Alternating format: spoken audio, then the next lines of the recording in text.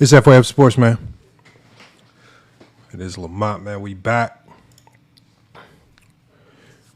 We got another show for you guys, man. We about to cook it up today. Salute to everybody that's pulling up in here. Man, I see y'all trickling in here slowly. Salute to B. Salute to Ant. I saw you in here. Salute to David. Man, look, y'all, make sure number one thing is when we cook on this topic, we're going to be pulling up people one by one because I really want to hear what everybody has to say. Make sure that you follow the live creator. Make sure you follow me, right? There's not too many places on TikTok where you're going to get elite basketball content, man. Hardwood Authority, Go James Kingdom, FYF Sports, Juan Boy, right? People that are really trying to talk the game in a fair sense, right? Not too many of us out there. Man, so salute to the few out there, but make sure, man, as we cook on today's topic, man, make sure y'all follow the live creator, right? Don't hesitate to come up, man, right? It's just FYF today, man. Salute to Drac, man. I see you in there too, man. With Drac, we got to get you up here to cook because you know what I'm doing today, y'all? I haven't done this on TikTok yet. I'm real big. I go to so many different channels, y'all, and everybody's always asking me about LeBron James and why do you got LeBron here and what shit? I always have to tell people there are other people that are willing to do the GOAT debate. I don't do the GOAT debate. I only care about criteria and if the criteria is consistent. I respect how you see the game. If you see the game in some delusional way and LeBron James is not in your top 10, I'm not about to argue and fight with you about that. But I do want you to tell me the criteria that landed you there. And what I ultimately find, you guys, is that when I ask people that very simple question, if certain players, whether it's LeBron, whether it's Bill Russell, if certain players aren't in your top 10, it should be reflected in your criteria. Salute to Just Mars, man. Another y'all. Make sure y'all follow Just Mars. Just seen him pop in here. Again, that's another elite content creator, man. He does the good work, man. Again, he's a Kobe guy. So again, he might be interested in this stream. But look, y'all, I haven't done this on YouTube yet. I mean, on TikTok yet. I'm always telling people, look, if you want to know my criteria, I have literally about 5 to 10 videos on it on YouTube. Just go watch. But nobody's taking the time to go watch. So what I'm going to be doing today, y'all, is I'm going to be giving you guys my criteria. I'm going to be explaining to you guys how I created it and why I created it. We're going to be breaking all of that down today, man. Salute to King Shai Solomon. Again, another content creator right there, man. We definitely going to be cooking today. Make sure, number one thing, first order of business before we get started as we push through this intro, everybody, please tap that share button in the bottom of the screen. Share the live. Hit that repost and then add this to your story. It's the best way to help us out as content creators. A lot of you guys, when I go to y'all lives, what's the first thing I do? I tap the live, give you a bunch of likes, I repost, and I add it to my story, right? Because as content creators, we all want to see each other win to a certain degree. It's very hard to make money on these platforms. It's very hard to have success on these platforms. Make sure when we join up today, again, we tap, one, you can join the fan club if you choose to do so. Just hit the share button, repost, and then add it to your story, man. That's probably one of the best things you can do to help get the content out there. And when I'm on your platform, I'm going to always do the same, man. I'm always going, no matter whether I agree, like Just Mar was up there cooking on Kobe, don't necessarily agree with all his Kobe talking points, but does that mean I'm not going to share his live? No. He's a content creator. He's out here working. He's doing his thing on this platform. I'm always going to support it. Right. That's what we have to start doing over here. And we gotta, on this platform, we have to start having a base respect for each other just as content creators. And I think a lot of people on this platform start to lose sight of this. They lose sight of it. Salute to King A in the chat, man. He says, what's good, man? We cooking today, y'all. Right. Again, I just think this is the best day because there's too many times. I was just over. And salute to Drac as well. Drac is another one as well. He always cooks. Do I agree with his basketball takes? Not necessarily per se, but he does cook, and he does at least what is the one thing you got to respect about Drac? He does present some level of logic behind all his takes. That's why when Drac is doing his thing, I'm not running around messing with Drac. I don't expect him to see the game the way I see it. But he is, I can tell that he's sitting back, he's thinking, and he's trying to put logic to the things that he says. There's so many people that talk about these basketball players, and they just say, for example, like a King's Speech Row. No logic behind anything that he says, right? Just a very, very, very, very vague, low effort behind a lot of his takes. I can't respect that, right? You're just saying stuff just to say it, right? These are the people we got to find a way to excommunicate from the basketball community. The people that are just jumping into this space because they see that, ooh, I can get a few more followers. No, we need real basketball minds, man. This community is getting too oversaturated with low-level basketball minds. People that want to use this to try to boost they friendship base up or something. I wasn't cool in high school, but I can be cool on TikTok head ass. I don't know what's wrong with these dudes. I don't know what's wrong with them. But we again, I like I say, I was just on Sports Hype channel. I know Sports Hype somehow has a million beefs with everybody. I can't beef with the man because he, as delusional as he is about Kobe, he has some logic. And, with Sports Hype, very, very limited logic. But he does try, man. Salute to Sports Hype. But this is where we got to get back to cooking today. We're going to push through this intro. Please make sure everybody, we share the live. We're going to be cooking today. We're going to push through this. We're going to push through this intro, man. So while this intro is cooking up, y'all, while we push through this intro, all I ask y'all is we share the live. Make sure y'all support FYF Sports, man. Goat James Kingdom member. Everything that we do here, if you miss any point of this live, this is going to be live on FYF Sports clips on YouTube. So again, if you miss anything, if you come up here and you say you cooked, it's going to be live in 4K. It's going to be live. We repost it on YouTube, so it's out there forever, right? We want y'all to have this information, to the good, the bad, the indifferent, doesn't matter what it is. This information never goes away, right? So if you say you cooked or if you say I'm lying about something, it's going to be in 4K. These things, we don't hide these things. Salute to everybody, though, man. So again, main topic of the day, main order of business, right? What we're going to be talking about, everybody argues the GOAT debate, but almost nobody has a consistent system. That's why here at FYF Sports, we built a 5-category GOAT criteria. It's not based on narratives, not emotion, not switching standards depending on the player, right? We have 5 elements of criteria. You see them on the screen right here. Dominance, significant winning. Did you change the game? The GOAT of something, and MVPs. We'll explain all of this as we push through the show. It is simple. You check more boxes, you rank higher. I'm going to break down to you guys what I mean, why I selected these categories and how we're using them, right?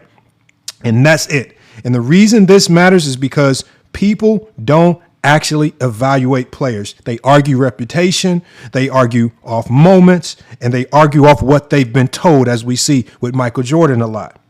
And that is the same mistake people make when they're watching the games and they're trying to make these picks and parlays on FanDuel and Prize Picks and Underdog, right? This is why here at FYF Sports, as you see on the screen, we use Prop GPT. Make sure, as you see on the bottom of the screen, download Prop GPT. Parlay smarter, win bigger. What does Prop GPT does? It uses AI, cutting edge research and prop analysis to give you the best parlays, the best prop plays of the day, right? You will win money. I post my winning tickets on the YouTube community tab. If you want to go check them out, you can download Prop GPT today, 7-day free trial. It is very affordable. Even Zesty Jeffries can afford it. Make sure you guys go check out Prop GPT, man. Also, follow them here on TikTok. Follow Prop GPT on TikTok, man. This company's not going away, right? They love what we were doing with Chat GPT. I love what they're doing with AI and how they formulated Prop GPT. So make sure y'all go check them out, man, because Prop GPT forces you to do the same thing that we're doing here. Apply some type of system and consistent criteria, right? But you guys, so today, you guys will finally see the FYF ranking system, how we formulate our top 10. You guys will see it all in 4K. Salute to everybody that's coming through, right? Some of you guys are already in here to cook, man. 15 people. We got to keep sharing the live because we need a few more people in here to cook, man. I'm going to push through this intro. I'm going to continue sharing the live. We're going to push through it. You guys feel free. It's going to be an open panel show because once we get to going, y'all, I'm going to be calling people up one by one, right? So you guys can not only see my top 10, but you can what? You can contest the criteria if you think it's put together wrong. But we're going to be breaking it down here shortly. Man, it's FYF Sports, as you also already know. Go James Kingdom, man. We going to be cooking today. It should be a good one, man. We about to cook.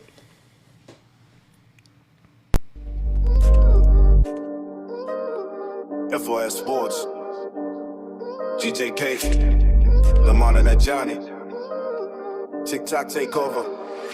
Shit alive if you know what this is. Show starts soon, they already watching. Came from the hallway, still need us the topics. We talk basketball, they talk us a profit. No live this week, then the whole quiet. FIF pressure, GJK motion, 2 brands lit.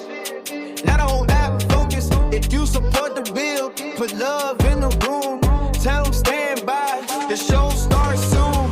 They don't got motion unless we provide it. A whole week job till our names get cited. We break down hoops, they break down feelings. That's why the content got holes in the ceiling. They say they hate us, but clock in early. Front row seats with a fake concern. Begging for smoke, then ducking the fire. Want us on pedals so the numbers rise higher. Lamar bring structure, claim by claim. I'm Johnny bring pressure, name by name. If the logic got legs, let it walk on its own. If it need our attention, then it's already gone. They wait on the line, they wait on the clip, they wait on the title, they wait on the hit. Show starts soon.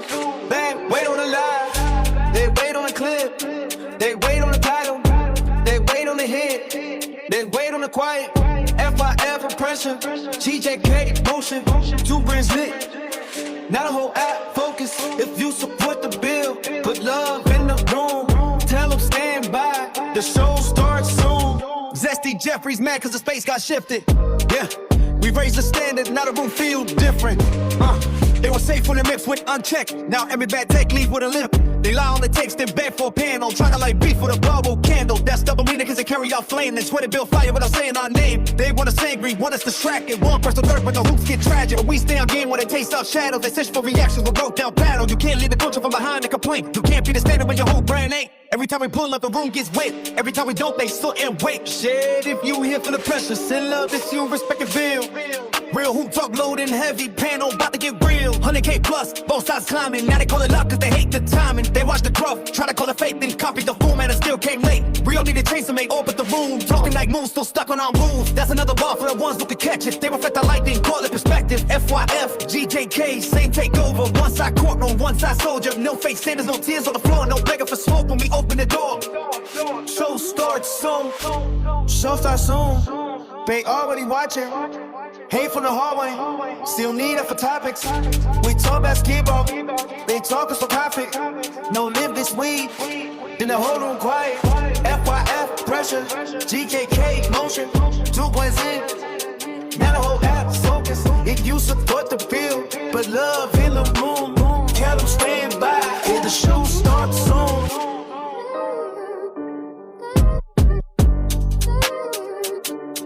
GJK. Since I take over, shit alive if you know what this is. Man, FYF Sports, man, we in here, man. I told y'all we gonna cook today, man. Please make sure y'all share the live when y'all come in here. We're gonna be bringing people up to cook, man. Y'all, I've got to break down the criteria. Y'all see it on the screen here. My criteria, you guys, we're gonna get straight to it. We're not gonna waste no time. My criteria is simple. And I'm gonna tell you why I selected each of these elements. So before I break down each element of my criteria, you guys, I'm going to tell you my primary objective and some of the flaws that I've been seeing when people create criteria and try to do it. Number one flaw that I see, era bias. I see some people in their criteria because they have era bias. I've seen some people say, you know what? We're just going to do post-merger. We don't even care about pre-merger. We're just going to do post-merger. Right? They just exclude a whole bunch of basketball history. They too scared to do research. They too scared to give those guys credit. right? Also, when you talk about era biases, the game of basketball changes every 10 to 15 years. Greatness every 10 to 15 years, y'all, looks different. In one era, greatness can look like a Bill Russell. Really no demand to score a bunch, but more defensive-oriented, team-oriented. Greatness in the 80s, fast-paced, a lot of scoring, a lot of numbers, right? Sometimes you just have to be in the right place at the right team. If you get to the Celtics, if you get to the Lakers, your legacy's just going to look a little bit different. You get to the 90s then. The 90s, again, a different style of basketball. Greatness looked different. When you go into the 2000s, rule changes, implementation of the 2-3 zone. Or not the 2-3 zone, but just zones in general. So the game is now changed again. Then we talk about the dead ball era. And then obviously we've seen what happened to the game of basketball as LeBron James and Steph Curry in the fray. And now with the new younger guys that we're watching right now, the Victor Wembanyama's, the SGAs, all this, the game keeps changing. So the one thing I had to ask myself, y'all, was when I make my criteria, how do I avoid giving one player too much credit because he benefited from what the era was? For example, Bill Russell won a ton of championships because of what the era was. There were some built-in advantages that allowed him to win more championships than a player in this era. How do I equalize that so that I can still consider Bill Russell's championships, but they don't get so overinflated because of the era that I can that he separates himself from other great winners? How do I find a way to balance this? We also have a player like LeBron James, Kevin Durant. A lot of these players today, James Harden, Steph Curry, they're playing 15, 16, 17, 18, 19, 20 plus years. And they're going into year 17 and 18 still looking like they're elite. The longevity is off the rails. So their numbers are going to be crazy, especially if you look at career numbers. How do I equalize that for like players in the 60s or even the 80s where playing 10 years was considered a long career? How do I equalize these things? And so I considered all of this when creating my criteria because I didn't want to let a player with extreme longevity run off with longevity, accomplishment, stats, accolades. But I also didn't want to let a player like Bill Russell, who played in a different era where maybe there was fewer rounds to get to the finals, right? He had a really good team. I'm not going to punish him for that. But the path to win a championship was much different. And it created. Hold on one second, y'all. I got somebody knocking at my door, man, messing up the show. Hold on one second, y'all.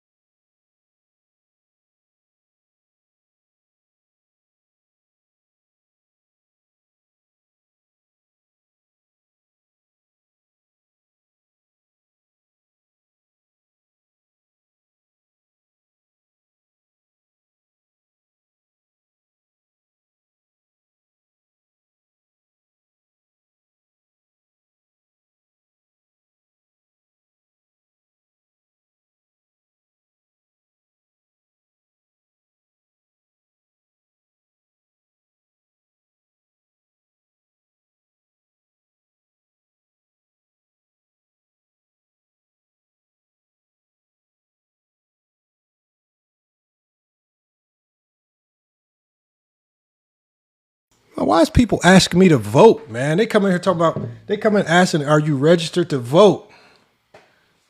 Yes, I'm registered to vote. I'm not voting for them. We're going to get back to basketball, y'all, man. I told you these people, man, they come randomly knocking on doors. They got to be Zesty Jeffries, man, just trying to interrupt the stream, man. But look, back to business, y'all. We're going to talk about it. Look, what are we talking about, y'all? My criteria.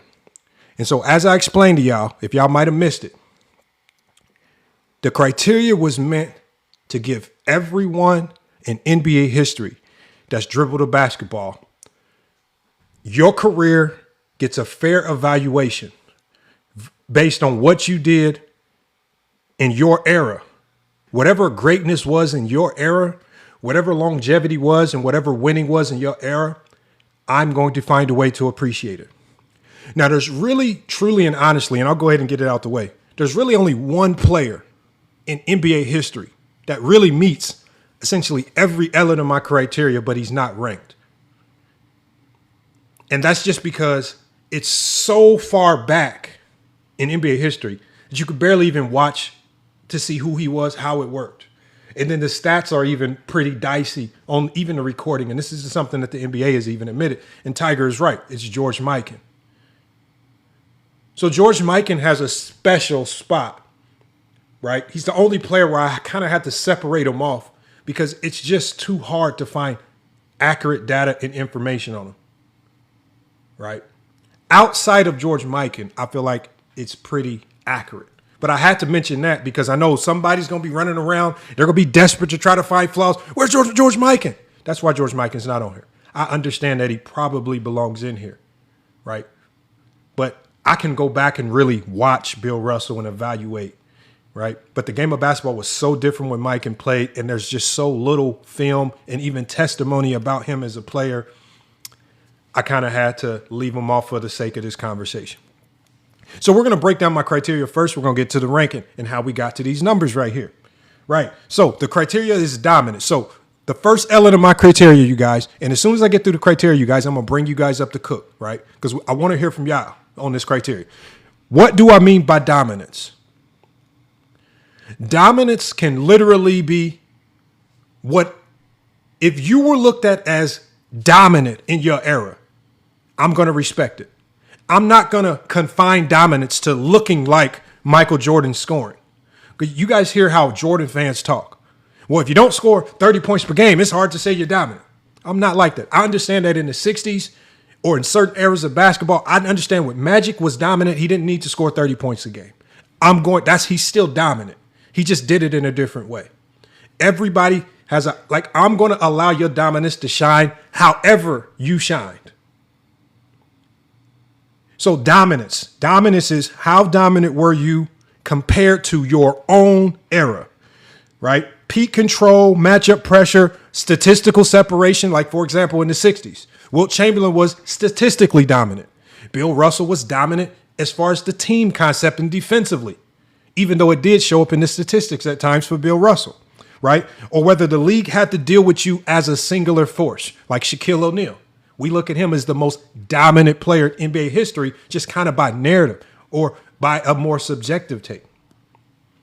So when we see dominance, and there are 20 points that you can get, right? So if you look at this list under dominance for Michael Jordan, Wilt Chamberlain, and Shaquille O'Neal, they all get a 20. They get the full 20 points for dominance because I think Jordan dominated his era like no other.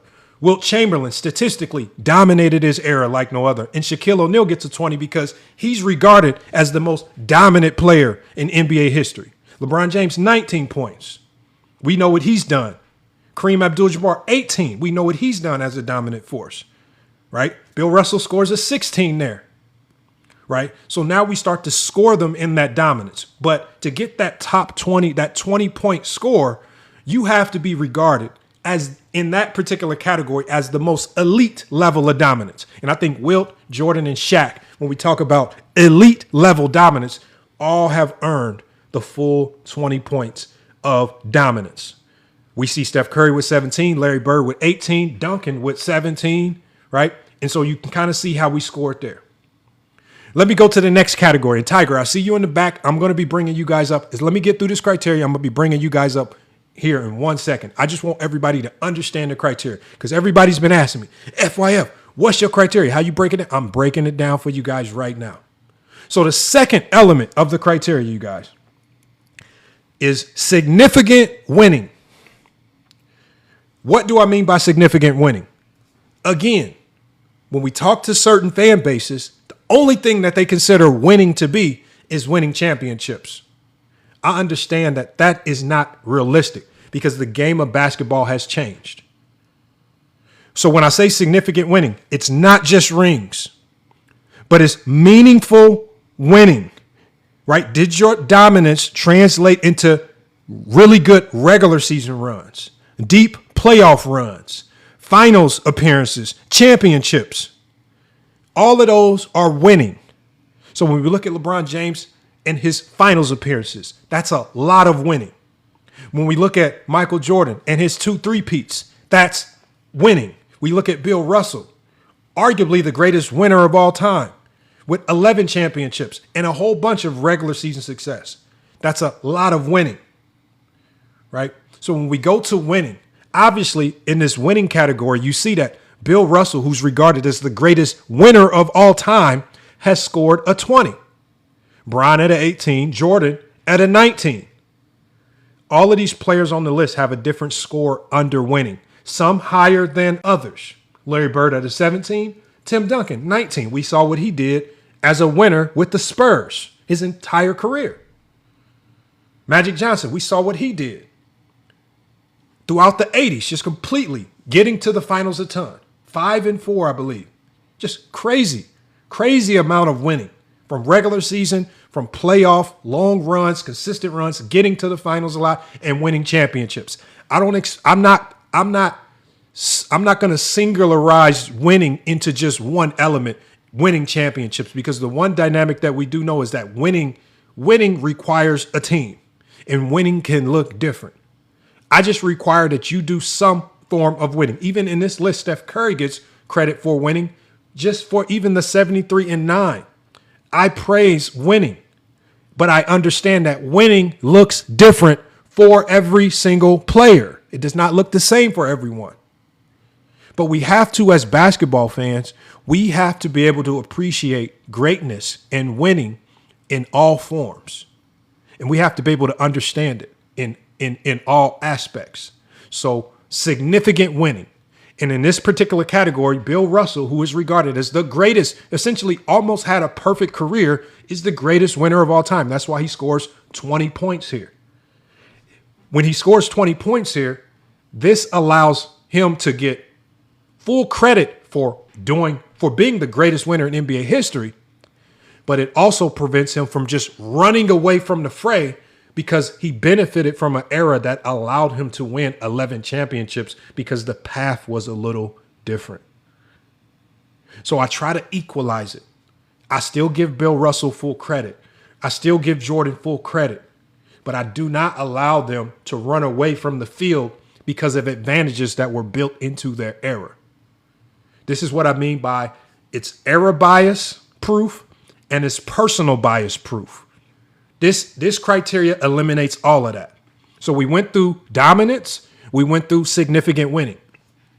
The third element of my criteria, y'all, is a little different, right? A lot of people don't have this in their criteria, but I think that this is a crucial element to some of the greatest players in NBA history that have played the game. And that is, did you change the game? What do I mean by that? Change the game means, did you change how the game of basketball was played? This is strictly an on-court impact. This is not popularity. This is not media narrative. This is not about how many shoes you sold. It's, did your game force the league to adjust? Shaquille O'Neal's dominance forced the league to change rules. Wilt Chamberlain's dominance forced the league to change. The same with Bill Russell. There was a story about when Bill Russell, one of the first times Bill Russell blocked a shot, they had to stop the game because nobody knew what the hell he just did. Can you do that? Is that even allowed? Rules had to change. We look at Steph Curry's ability to shoot the basketball. Completely has warped how teams defend. And so when we look at changing the game, Steph Curry has a 20 in this particular category. Because I believe that as an individual, Steph Curry has single-handedly had one of the biggest impacts on the game of basketball that we have ever seen. He scored the highest out of everybody here. Now, obviously, we have players like Shaquille O'Neal. We're going to have players like Magic Johnson as well, being a 6'9" point guard. Obviously, LeBron James. Jordan scores at a 16, right? But I'm trying to be fair. And again, I'm not going to allow, because there's such a gap in how Steph Curry was able to change the game with some of the other guys. Again, I give Steph Curry full credit without allowing that to have him run away from the field because he was so great in that aspect, right? So Steph Curry gets the full 20 points there. My next criteria is something that we also do not see very much. But I think that this is something that if a player in your top 10 doesn't have this, it's kind of sketchy, because to be the best of the best, you got to be the GOAT of something. What do I mean by that? When I say you got to be the GOAT of something, are you clearly the greatest or near the greatest ever at a major basketball skill, role, category? So when we talk about best scorer, best shooter, Steph Curry, best defender, arguably Bill Russell, best rebounder, arguably Wilt Chamberlain, right? You got to be the GOAT of something. Are you the league's all-time leading scorer, right? Are you the GOAT of anything?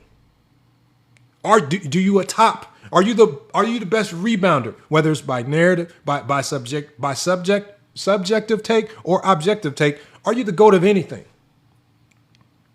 You got to be the GOAT of something. So in this particular categories, we have LeBron James, Wilt Chamberlain, and Steph Curry all topping out with 20 points. Because I believe that these players are the GOAT at multiple things. Steph Curry, I would say he's arguably the greatest shooter of all time and the greatest three-point shooter of all time. LeBron James, right? They call him the longevity GOAT. Greatest small forward of all time, right? Michael Jordan, greatest shooting guard of all time, right? So again, are you the GOAT of something? Are you the GOAT at anything? And now we're breaking it down into categories, because I believe for your dominance, for your greatness to shine, you have to be able to do something that stands out, that we say you're the best at.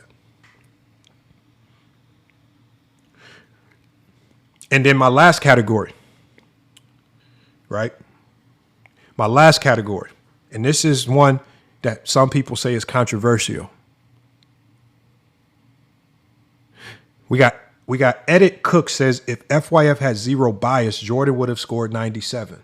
Jordan scored 92. This is not bias. This is just facts. I gave him 20 for dominance. That's the most points he can get there.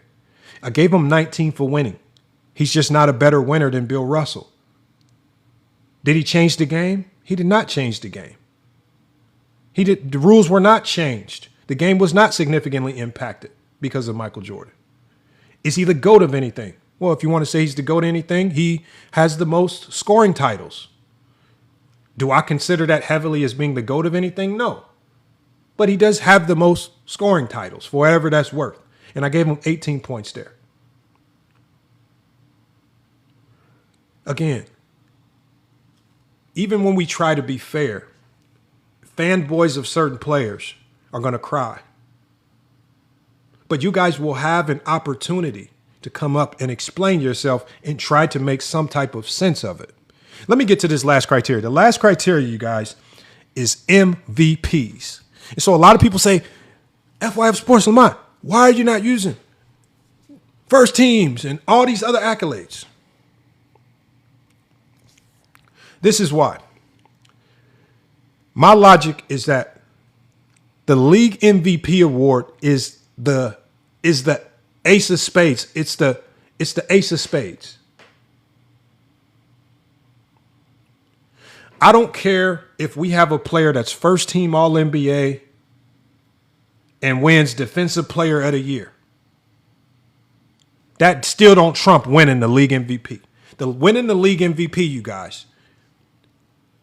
To win one league MVP in your career, it's a 0.32% chance to win one. For the players that can win two or more, you have now significantly separated yourself so far from everyone else in NBA history. It is the absolute most difficult award to win in the NBA. And to win multiple MVPs, it's even more difficult. And only the best of the best players in NBA history can win them. We got Violence Work where he says votes are biased though. But the problem with that Violence is you guys don't respect MVPs even if the players voted for them. When we tell people that Bill Russell has 5 MVPs and the players voted, you guys don't care.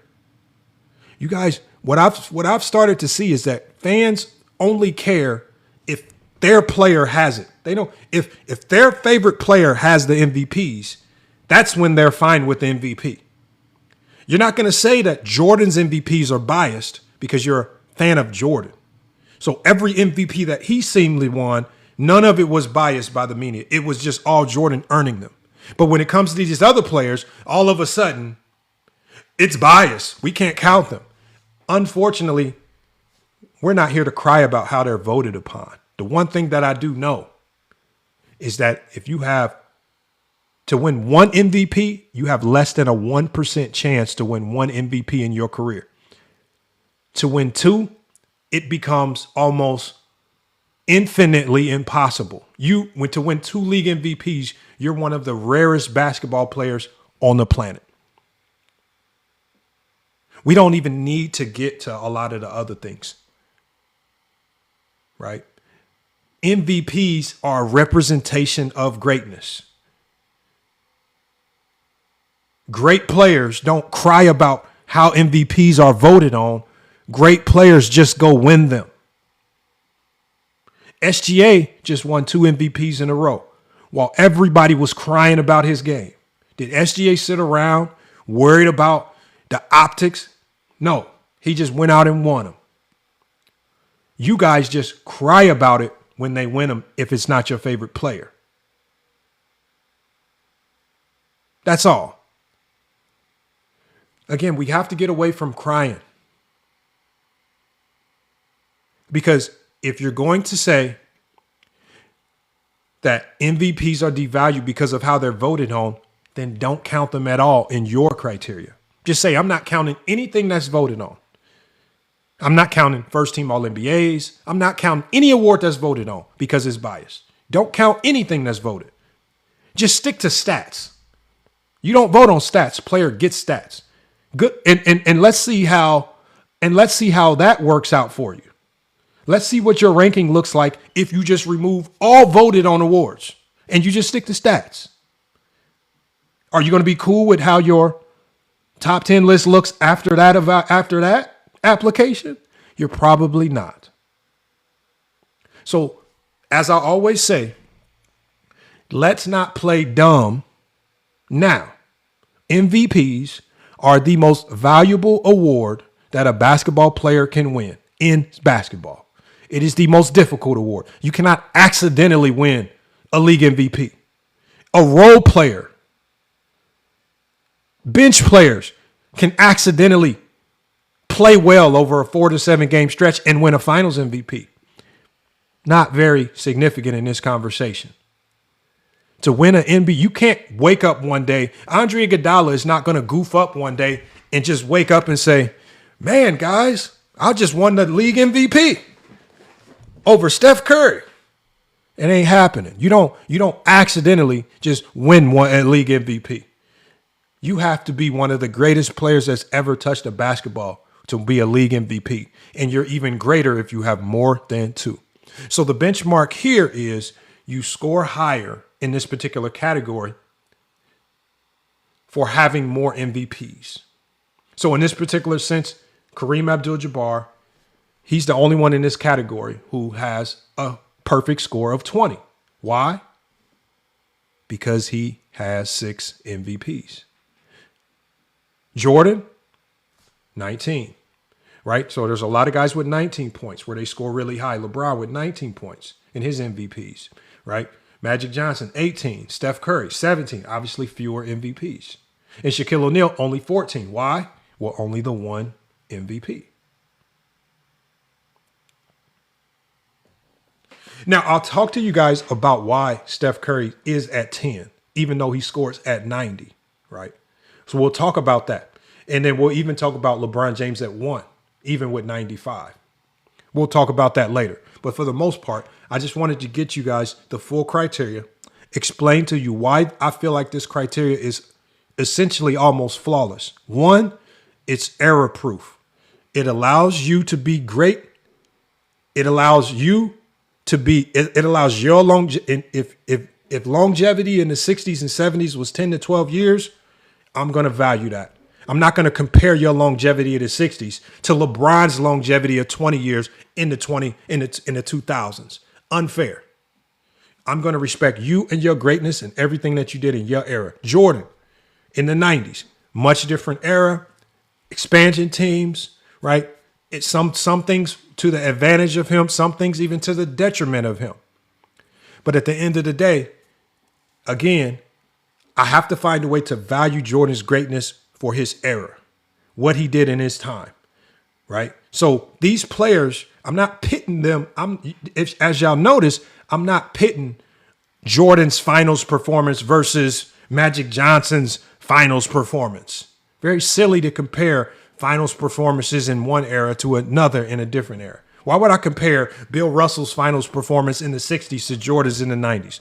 Two different NBAs, two different leagues, two different teams, different rules. Silly. So these players are only battling what they were able to accomplish in their career versus the criteria. And I think that's one of the most fairest ways to evaluate these players. Why am I not, when we talk about being the GOAT of something, your stats tie into being the GOAT of something. When we talk about change the game, your stats tie into changing the game. When we talk about having 2+ MVPs, well, your stats tie into that. So I don't have to use stats that can vary era to era, that can look different era to era. I don't have to put LeBron James' statistical versatility versus Bill Russell's, because stats in the 60s look different from a great player's stats in the 2000s or the 90s. So I'm trying to level set this out so everybody has a fair shot of cracking the top 10. And they don't have to go down these silly narrative conversations, battling mythical conversations of players where people literally make up their careers. Eddie Cook says Jordan is a 97. I guess. If you scored it that way, great. I think if you're honest, you don't score it that way. I think that all you're doing, Eddie Cooks, is you're just trying to find ways to put Jordan at 1. And unfortunately, he's not at 1. That's just the reality of it. And as I always tell people, Steph Curry is only at 10 because he's still playing. Now, LeBron is, because he's still actively playing, supposed to be at 2.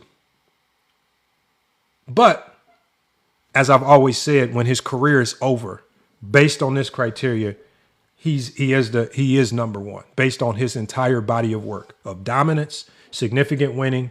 Did you change the game? Are you the GOAT of anything? And do you have 2+ MVPs? And there's a reasoning and logic behind it all, man. Hopefully, we can get people up here to cook. Let me see who's in the backstage waiting to come up and cook, man. We'll get some people up here to cook, man. We got Inside the Arc, man. Tiger, I'm about to bring you up in 1 second. Let me hear from Inside the Arc first. Inside, man, what's good, man? I'm doing well. How are you doing, Mr. Lamont? I'm chilling, man. What you think about the criteria, man? It's interesting. I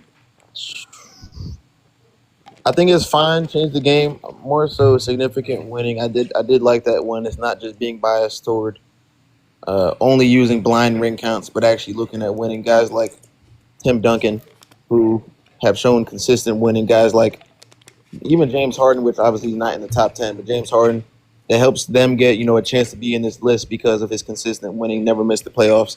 I do like this criteria. It's pretty good. And then the 2 MVPs, that one is woo. Oh, this is why I did it. And I know that's the most to me, that's the most controversial one. But the reason why I did the 2+ MVPs is we can argue all day on first teams. We can argue all day on all of these other accolades. But in the game of basketball, in the NBA, there's one award that we typically remember more than others. We might not remember all the first teams. We might not remember all the DPOYs, but we tend to remember if you were ever a league MVP. One of the main reasons why we still remember Moses Malone is because he's a league MVP, right? One of the main things that stood out about Michael Jordan is that he was consistently the best player. And how do we credit him for being the best player? It's all the league MVPs, right? The league MVPs and having multiple of them makes you stand out. Kareem stood out. League MVP and his team didn't even make the playoffs. You know how great you have to be to do that, to accomplish something like that? You know how bad you had to be cooking people on a team that didn't make the playoffs to be the league MVP? I'm going to respect it. And when you have two of them, you put yourself in a class of its own, right? You can't accidentally wake up and find yourself as the league MVP. You have to consistently be great. And you have to, your greatness has to be adoptable, right? Again, you have to understand, just like people in the chat said, that you're going to have different voters, right? The requirements, like what they say a league MVP is, almost changes on a year-by-year basis. That makes it even harder to win. One year, you got to be the best player. Another year, it might be the best player on the best team. This is what makes it so difficult. It's because the standard always changes. So if the standard's always changing and it's not a consistent, that's what makes it more difficult to win. That tells you how great you have to be to have at least two or more. That's why I did that. And I don't have to sift through all of these accolades with all these players. The league MVP is an identifier. It tells us greatness. If you got 5, 6 of them, 4 of them, y'all in a whole nother class. I don't have to sift through a whole bunch of stats. If you running around with 4 league MVPs, I know you one of the greatest basketball players to ever dribble the basketball before we even get to the stats, right? When they talk about Steph Curry being in a unanimous league MVP and he has 2 of them, well, I know you one of the best players. I don't even have to get to the best shooter of all time stats and all the other stuff. Yep. The MVPs showcase your greatness. The more of them, the greater you typically are. But hold on, I'm gonna leave you up here. Let me bring up Edit Cooks. Edit Cooks says the point breakdown is wrong. We got Edit Cooks up here. Edit. Yo, what's up? What are your thoughts on the criteria? I like the criteria.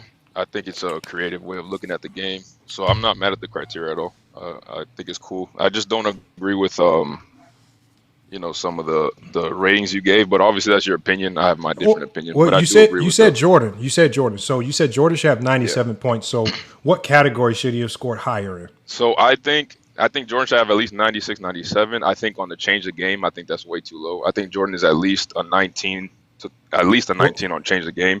Okay, so I know you said that. No. Tell me, just that we can stay there. Yeah. When based on what I said about changing the game, what did Jordan change in the game of basketball? Well, yeah, you left it at changing rules, but I don't think that that's the only way to be able to change the game is just changing the rules. I think the way that the style of play, the style of play that Jordan had, people still have that style of play till today. People have played that way because of Michael Jordan. The blueprint of the way he played in a post, his footwork, the style of jump shot that he had, his style of play, people still use that style of play today, and that changed when Jordan came into the league. He was able to. Okay, so the definition here is because the definition is the definition of this is when I say change the game, it's having an overall impact on the game of basketball going forward, right? Yeah, people till this day, players till this day still play. Hold on, y'all. Look what it says. It says, I got a message from TikTok. It says the live is not eligible for recommendation and restricted in search result because it contains unoriginal and reproduced content. This is how? What the hell is TikTok? Oh, I got to click the appeal button. Hold on, y'all. We got to pause the show because this TikTok algorithm gots to be a Zesty Jeffrey, man. No, TikTok just doesn't make any sense with anything because there's and even comments like they complain about certain comments. And when I click appeal, people making it's cool. When I click appeal, it says something is wrong on our end. We apologize for the inconvenience. Wow. Oh my God. This is another reason why we got to share the live because wow, that's crazy. That is crazy right there. Hold on. Let me mute my phone, man, because we got people calling and stuff. But yeah, that's crazy right there. So I'll peel it when we get more people up and I have time to work on that for a few minutes. But so my change the game. It's strictly an on-court impact, not popularity, not media narrative. Did you force the league to adjust? So it's again, I get that if a player plays a certain style of play and somebody in their backyard, man, I love that fadeaway. I want to replicate it. I want to stick my tongue out and shoot a fadeaway in the backyard. I get that feeling you might have had. But when we talk about strictly, did your game force the league or other teams to change? And when I look at Michael Jordan's game in the 90s, I don't think it forced any changes. Right? But it did, though. The league was a big man league, and then it changed into there again because Jordan was a smaller guy, and everyone said that it was a big man league. A smaller guard wouldn't be able to lead a team to a championship, and now you have who said that? Who said that? Like, what do you mean? Who said that? Isaiah Thomas coming into the league. Isaiah Thomas led a team to a championship. I understand, but coming into the league, people that thought that you should always take a big man, and that a guy like Jordan wouldn't be able to lead a team to a championship. No. There was no narrative that a guard couldn't lead a team. We saw Isaiah Thomas go back to back. So if anybody set that standard, it's Isaiah Thomas. Okay. He set the standard for Jordan. Jordan didn't set the standard for nobody. If anything, Isaiah set the standard to show Jordan that a guard could lead a team to a championship. So you just devalue Jordan even more because he didn't even set the standard. They were literally saying that Jordan would never win a championship because of his stature, because of the fact that a scoring champion could never win a title. Okay, but that's his play style couldn't win a title. He did that. No. That's great because he ultimately won, which adds to his significant winning. But he did not change the game. He did not change like Shaq. When Shaq came in, Shaq changed the way teams defended. Teams would just put big 7-foot bums on the roster just so they could foul Shaq more. Triple teams, to being creative. Obviously, the league was forced to bring back the zone. Right? When we look at the widening of the free throw lane, right? Things like that. Remember when Wilt Chamberlain, that man wasn't shooting free throws. Before the rule change, he was just jumping and dunking his free throws. Hold on. Yeah, we got to change this rule. This fool is dunking his free throws. We got to change this. This is what Steph Curry, and all the gravity that we talk about, completely changing the way teams defend because of his ability to shoot the basketball. Not his impact on other people replicating his shooting, how he changed how teams defended.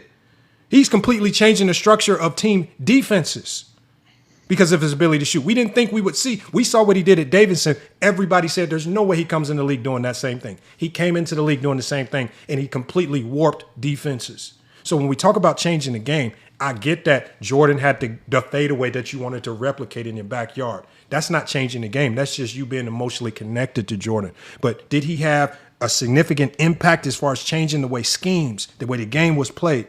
The unfortunate reality is that because he was in a very basic system, the triangle, because Phil Jackson did not force him to change his game and operate outside of his comfort zone, he was allowed to operate in the same realm, and his greatness just was in the mid-range to the rim, and it didn't have any significant impact. It did not change the game whatsoever. And that's teams just definitely change their schemes to play Michael Jordan. Like, well, then give me an example. Give me an example. The Jordan rules is an example. What scheme changed it? What was new in the Jordan rules? What do you mean? But that's just the same way you're talking about how Shaq was triple teamed and he got hack-a-Shaq. The same thing applies to Michael Jordan. They hack-a-Shaq Jordan? What I'm saying is the same thing. The triple teams, the double teams, how you said that they were triple teaming and double teaming Shaq. The same thing applies to Jordan. Okay, so tell me about the Jordan rules and that changed the game of basketball. What do you mean the Jordan? You're saying the way they guarded one player. So I'm telling you about the way they guarded Jordan. Same thing. Okay, so and tell me about how teams guarded Jordan that changed the way the game of basketball was played. I already told you that the way that Jordan changed the game was a style of play. People still use a style of play, but you didn't want to accept that as an answer.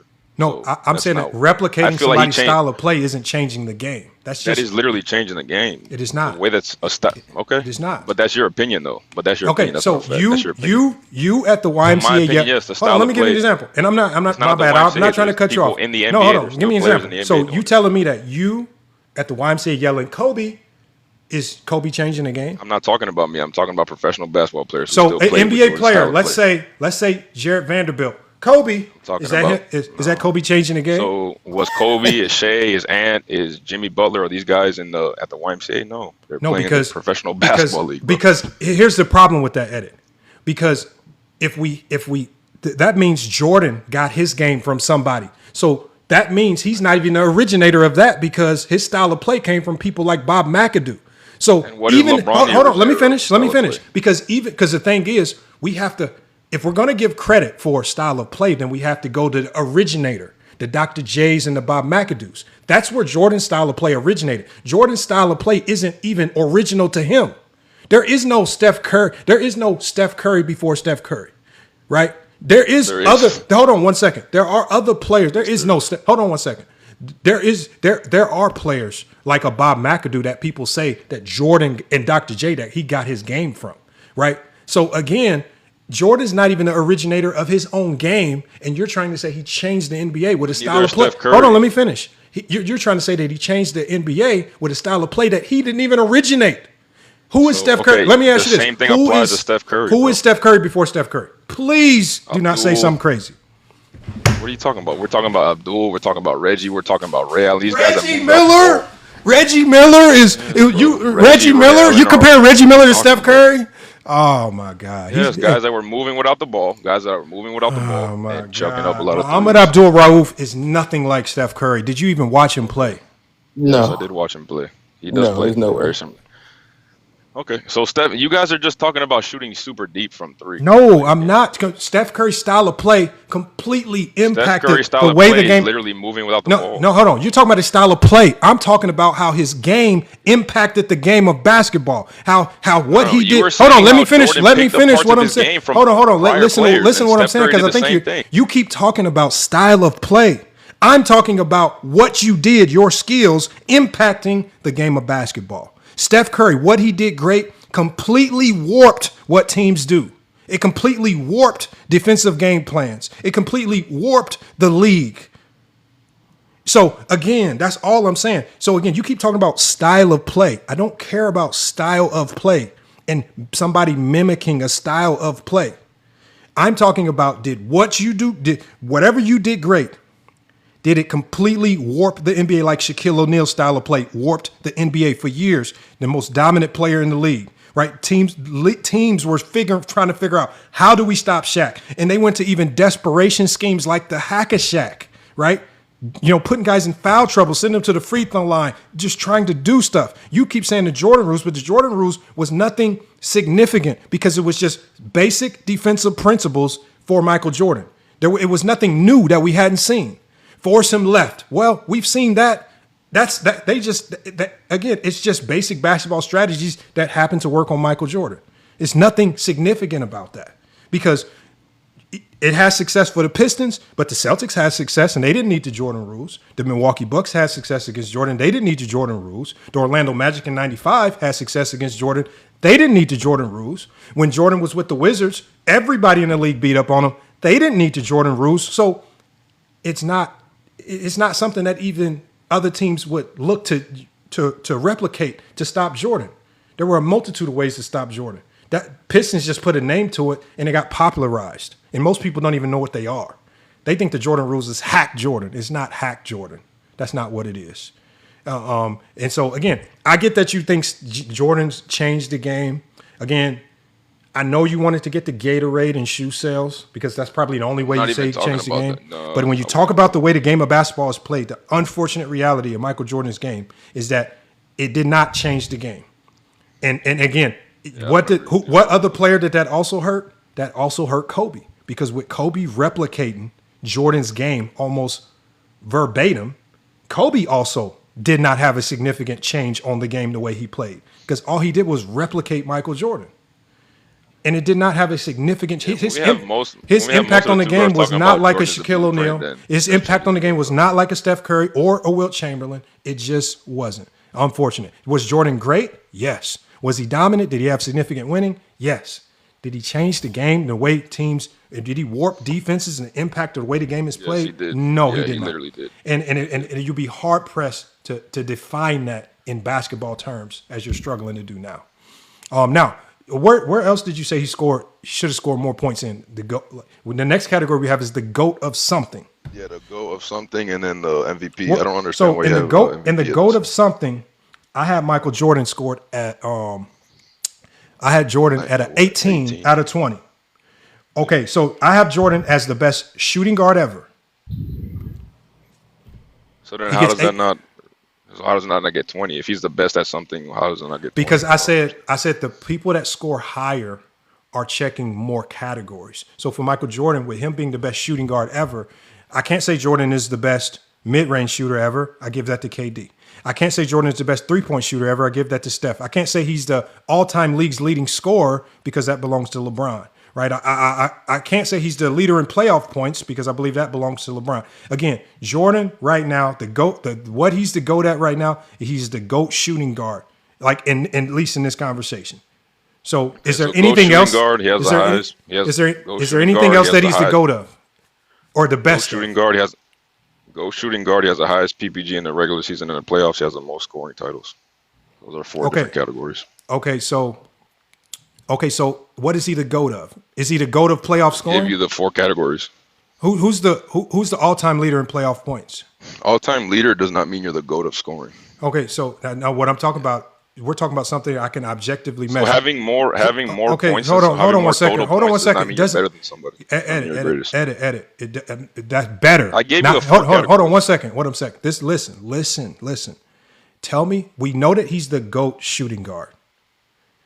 Are you telling me that what is Jordan the GOAT of? Outside He's the GOAT of of averaging points in every single game. He's the GOAT of averaging points in The every GOAT single of game. averaging points. Like, what are you talking about, bro? He has the highest PPG of all time in the regular season and playoffs. I told you this already. He has the most scoring titles.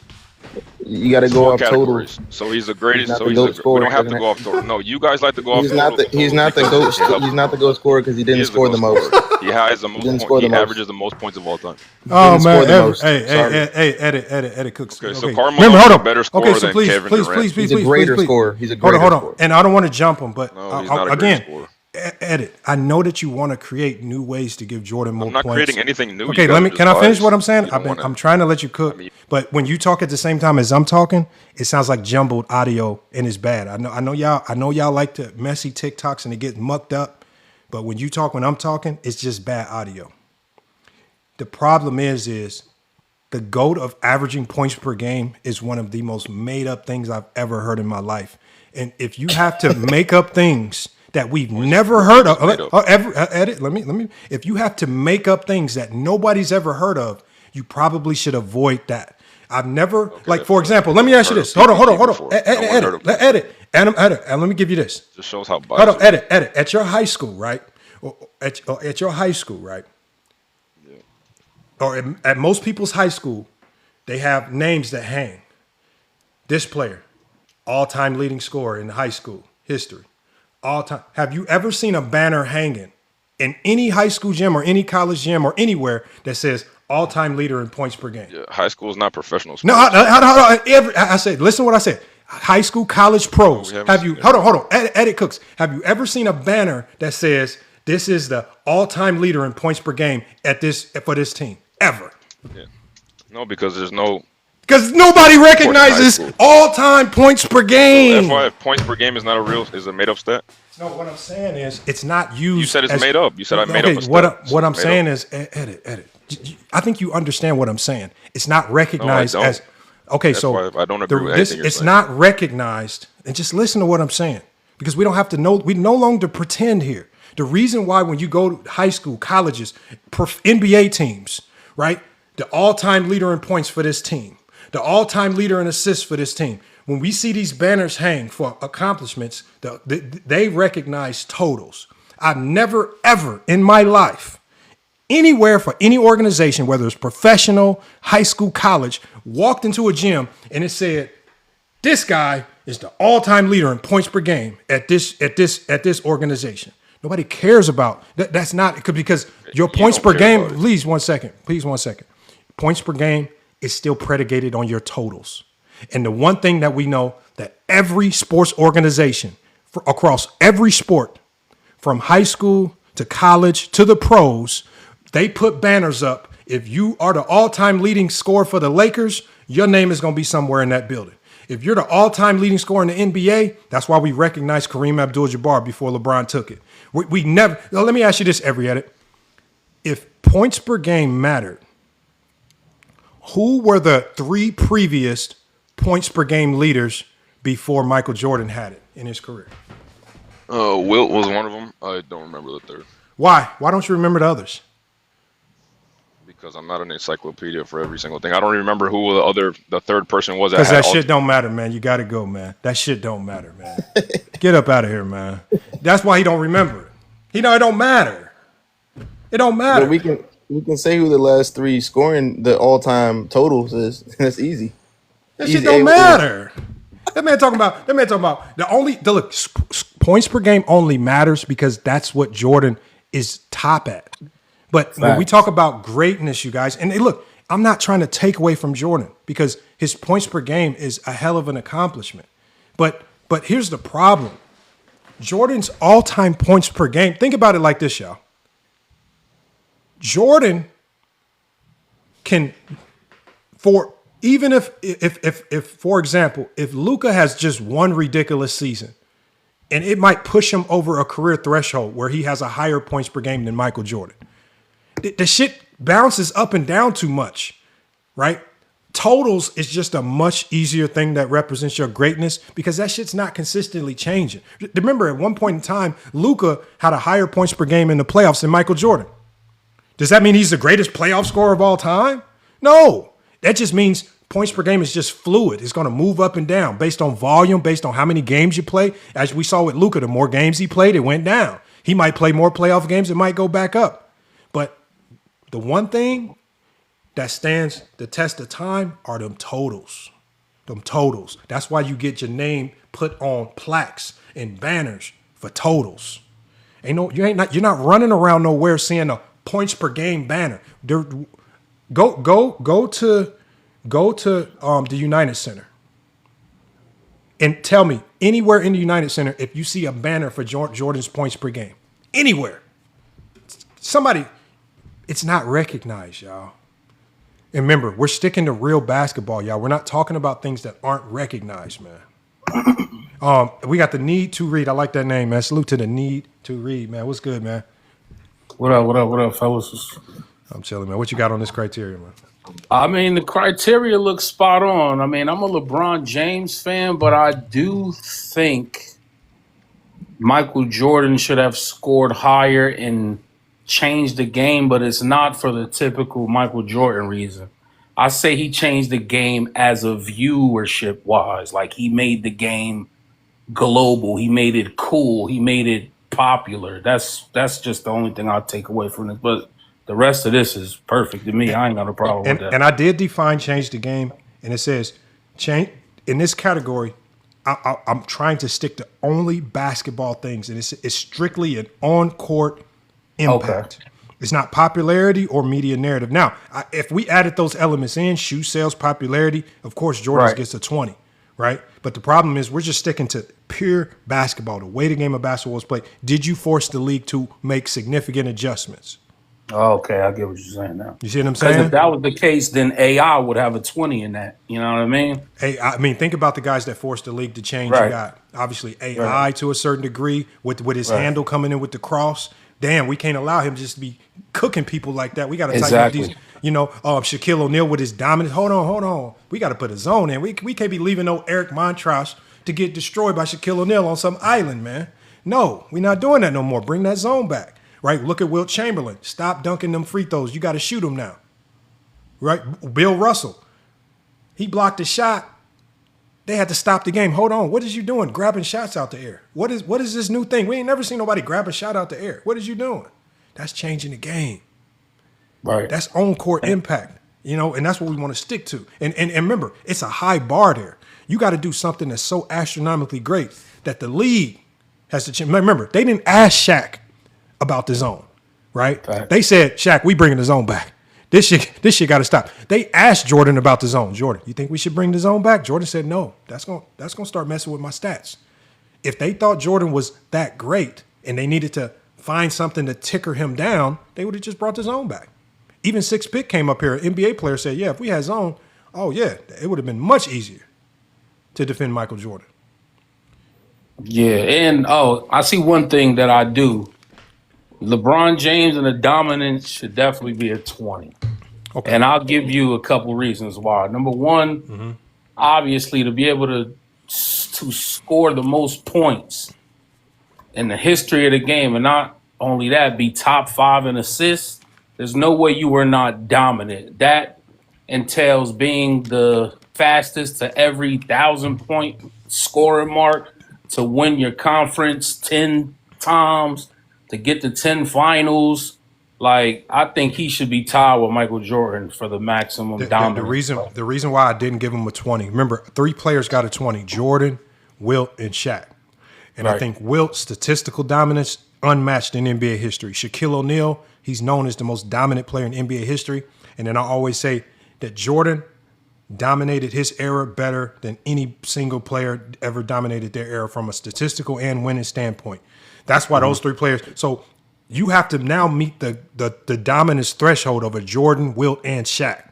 As dominant as LeBron was, I don't think he meets that dominance threshold of a Jordan, Wilt, and Shaq. I think they set the bar for what dominance is. 3 types of dominance in 3 different eras. And if you can't meet that threshold of dominance, it's going to be hard for me to give you a 20. And now I get why you say but I think a lot of the things that you talked about with LeBron scoring, again, I think some of that might be due to the era that he's playing in, right? He's playing in a different NBA that's afforded him the ability to amass statistical accomplishments like that. And the purpose of this criteria is to level set a lot of the things that would just shoot LeBron off past everybody because he has certain advantages in his era. I'm trying to even out those advantages. Like Jordan had advantages in scoring because of the illegal defense. How do I equalize that so everybody has a fair shot? Bill Russell had advantages as far as winning because sometimes he only needed to win 2 rounds and now he's an NBA champion. How do I equalize that? And so this is all about equalizing advantages that made you great in your era so that other people can have a fair shot to compete against you. But Jordan, to me, Jordan, Wilt, and Shaq, the 3 most dominant players in NBA history. I can't take that away from him. I think LeBron is a close second. And then you're going to have other guys like Kareem. Obviously, we can't take with him having the skyhook, the most unstoppable move. And then you got, obviously guys like Bird, and it goes down from there. But I think Jordan, Wilt, and Shaq are the gold standard when it comes to dominance, man. I gotta be fair about it. So Yeah. So wouldn't you be able to say, and this is just me trying to question something, wouldn't Bill have dominated in terms of his defense? I was going to say that too. I was just about to bring that up. I think so. When in dominance category, it's a combination of things. So with Jordan, remember what I said about Jordan. Jordan's ability to win and then statistically dominate all at the same time. I think that's unmatched. Shaquille O'Neal just being one of the most unguardable, most dominant forces over like a 3-4 year stretch that we've ever seen. And then Wilt Chamberlain's statistical dominance. I mean, this man went through a season averaging 50 points a game, had 100 point. His stats are so crazy that people are running around saying it got to be fake. Like, they don't even trust the record keepers on Wilt Chamberlain. That's how crazy his stats are. I think that those 3 are like so. They just they done things that are so crazy. I have to separate. I had to cap them at 20. They set the standard, and then I have to try to go. I'm trying to be fair because if I just start throwing out 20s for everybody, it's going to lower the barometer for dominance. I get what you're saying. You know what I mean? I just feel as though and I don't mean to cut you off. Dominance, I'm not going to lie. And I may LeBron is sound dominant. crazy 19 ain't bad. 19 ain't bad. That's a hell of a score. It's not bad, but me seeing LeBron, I swear from 2009 all the way to 2018, He was the best player in the NBA for that entire span. Granted, he didn't win the MVP every year, but just because you don't win that award doesn't mean you're not still the best player. That's dominance to me. That's over like how many years? And he gets credit. That's why he has a 19. He just has. I'm a LeBron fan. So. He just has a high bar to meet. When that's the standard of Wilt, Shaq, and Jordan. The bar is high, man. You gotta. Yeah. It's just high. And so when they set, like for each of these categories, there's a player that sets the bar. Like in the second category with winning, Bill Russell sets the bar for winning. Like for me to give somebody else a 20, you got to be up there with Bill. Yeah. I can't give you no 20. You got to get. You know what I'm saying? So the bar, once that bar is set, I mean the bar is set, man. And so and I try to value dominance in different eras and different fashions. That's why I gave 20s to 3 people. Right? Because there's multitude, as I said in my explanation, there's a multitude of ways to be dominant. It's going to look different. And I credit those 3 players for, to me, just being the most dominant, and then it's a trickle down from there. What else did you see on this list? I mean, those are pretty much the key points. I think Magic is a little inflated. I might get flamed for this. Magic may be a little bit too high. For me, why you say that? Because I don't in his case the dominance part. I get that he did major great things for LA. I'm not taking anything away, but Kareem, it was like a tit for tat thing. He brought the best out of Kareem on his final years, but Kareem dominated still while Magic was there too, though, man. So it's but Kareem has a higher dominance score than Magic here. Magic has 17. He has one of the lower dominance scores here. Yeah, but I don't think 18 and 17 with Magic and Kareem, that should be a little bit more of a gap right there, though. I'm not gonna lie. I think again, I just think Magic's dominance looks different. The way Magic can dominate is not going to be the same. It's not going to look or even feel the same of a Kareem. Right. And I have to appreciate his dominance as a playmaker in transition. Right. Showtime Lakers. Right. Right. His ability to make his dominance was in making others better. That's dominant. It looks a little bit different. But he did it better than almost anybody in NBA history. Again, not scored as high as some of the others. But I think Magic scores high in significant winning, which I think we all give him significant winning. He got a 19, and then he scores high in changing the game, right? And I give him a 19 there because as a 6'9" point guard, I don't think we really ever seen that type of dynamic playmaker at 6'9" just being a matchup nightmare.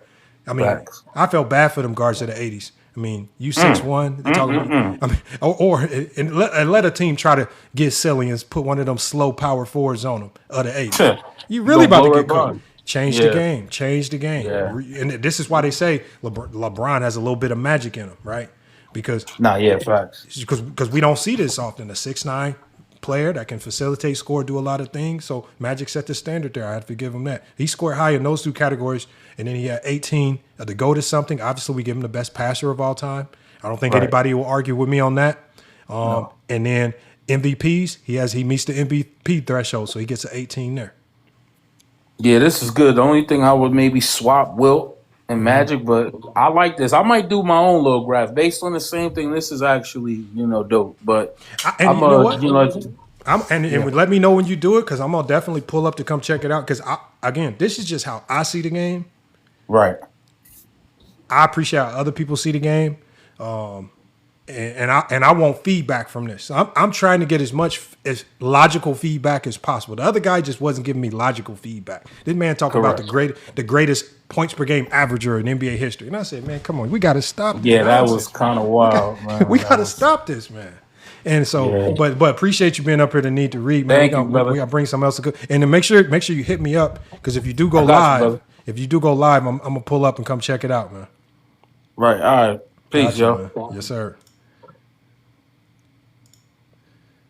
All right, we got Easy Pickens up here. Easy Pickens, man. I like that name. Hopefully he connects, man.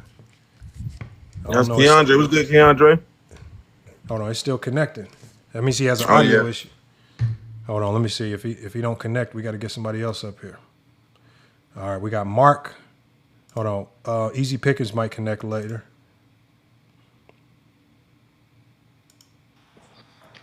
Okay, we got Mark. I have a What's good, death man? wish. What's up, man? Death wish. What is that on there? Hold on, man. You with us?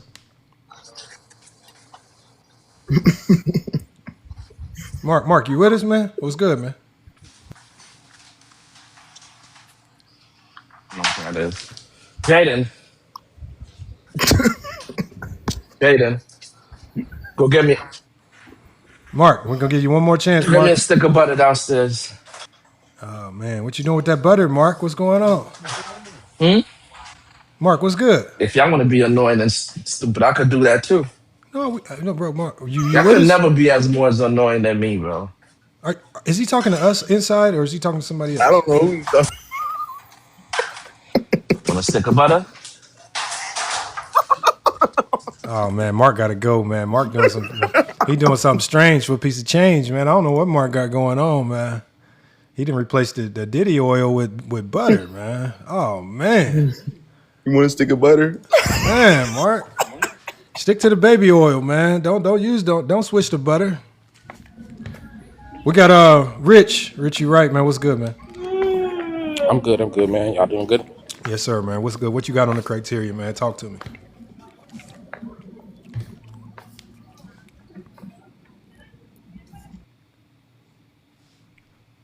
You with me, Rich? Oh man, come on, man. Jesus Christ. This what you have to deal with inside? You be dealing with this inside? Yeah, man. Oh man. We got Herm up here. Herm, what's good? Man, what's good, bro? What's good inside? What's good? What's good? You see the criteria, man. Talk to me. Nah, I mean, I know you put some thought into it. So just for you attempting to do this type of thing, got to give you credit for that, and you trying to be as fair and logical with it as possible. So I commend you for that. I think with Jordan, I think changing the game, I think it should have been a little higher. We know throughout history, shooting guard probably one of the weakest positions out of all the positions in basketball. And he elevated to the degree, and plus he changed the way for us how the game was approached. Because the NBA always been dominated by big men. For us, what he did, it made it possible for guys at the wing position to basically they could lead the team, they could lead the way, they could be the main cognitive reason why their teams are where they at. So we started seeing the Jordans, the Kobe's, the LeBrons, and we got these new studs like the Lucas, like the Ant-Mans. That Devin Booker's a shooting guard actually revolutionized. It got to a point we seeing good players at that position now, the Jaylen Browns, things like that. So I think from that standpoint, it gave an idea that we don't have to run everything through a big man for us to win chips now. We don't have to centralize our team around big men like typically most NBA teams did. So I think he changed the game in that aspect because when you look at every era of basketball, it was prominently dominated by the big man. But when Jordan won his way, that's when we start seeing other players winning in their own way. Like LeBron created his own path of winning in the way that we never seen anybody win or dominate the game and put their input on the game. We never seen what LeBron did. We didn't see what Jordan did as well, where Kobe tried to duplicate it to a degree, but he didn't have as many opportunities to do it for as long. So we didn't really get to see Kobe have a real strike at that. But we seen it with the young bulls at the Boston Celtics. They basically won with just dominant people at the wing position and at the guard position. We seen it with Tatum and Brown.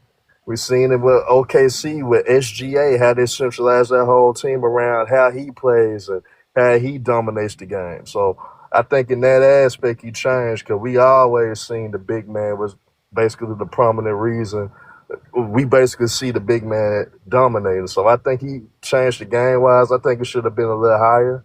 But I'm not mad. I'm not mad at anything you did though, because that's some hard work. That shit is not easy to do. I'm gonna say that it's not easy to Let me do. ask you one question about so would you define Jordan? So if we talk about some of the things that where Jordan refined the shooting guard position, elite perimeter scoring, you give him that, right? Yeah. Being high volume scorer, right? Yes, sir. He had the ability to make all damn near impossible shots, tough shot making, right? Being the league's being his team's go-to scorer, correct? In an era dominated by big man, right? Yes, sir. Well, wasn't Jerry West one of the first shooting guards to ever do that? But unfortunately, with him, and it's not all his fault because we understand certain circumstances.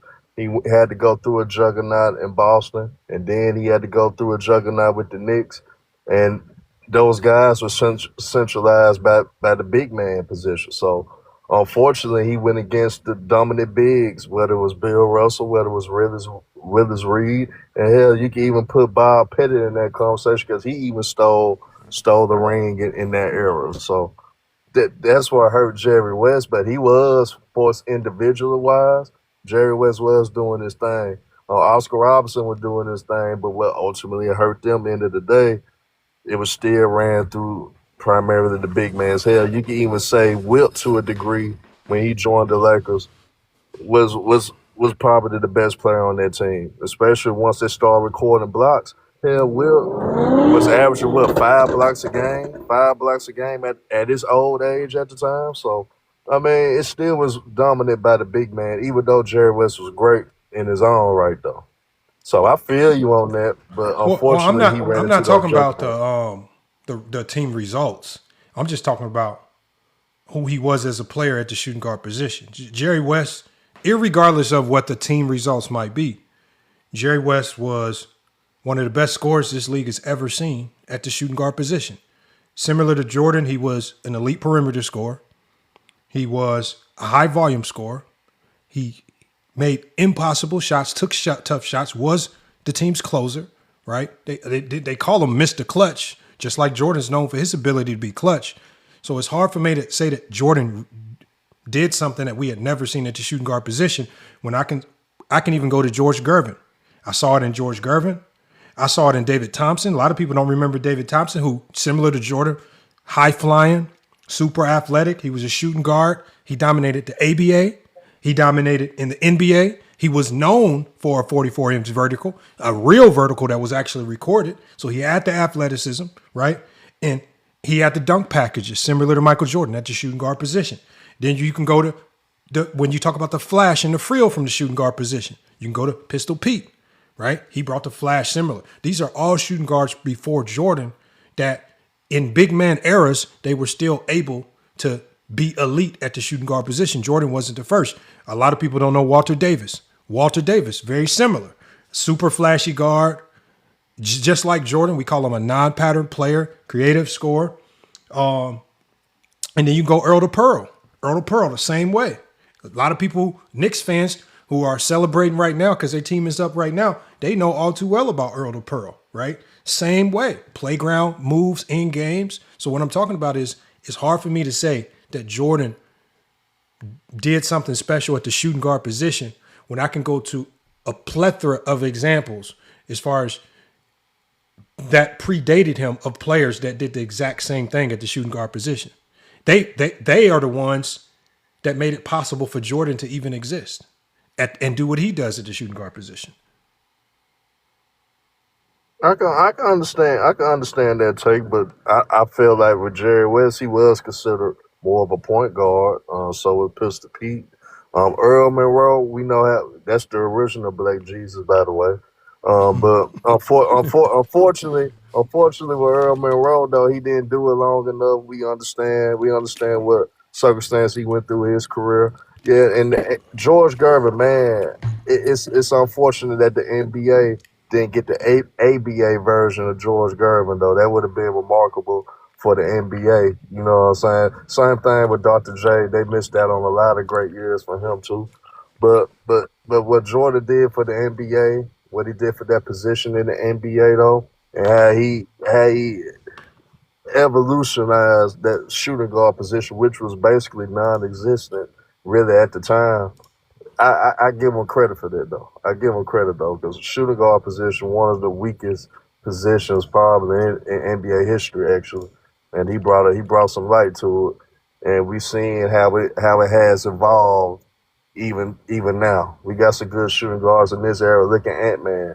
That man's gonna be special once his team do right by him, and he gonna make a name for himself. So we gotta give credit to Jordan for opening that type of window and opening that wave of different styles of play that we probably would not have seen if he didn't take off like he did. Because I think if he didn't take off like he did Lamont, I think we would have still seen everything run through the big man, and it would be a big man dominant league still to this day if he didn't do what he did and how he did it.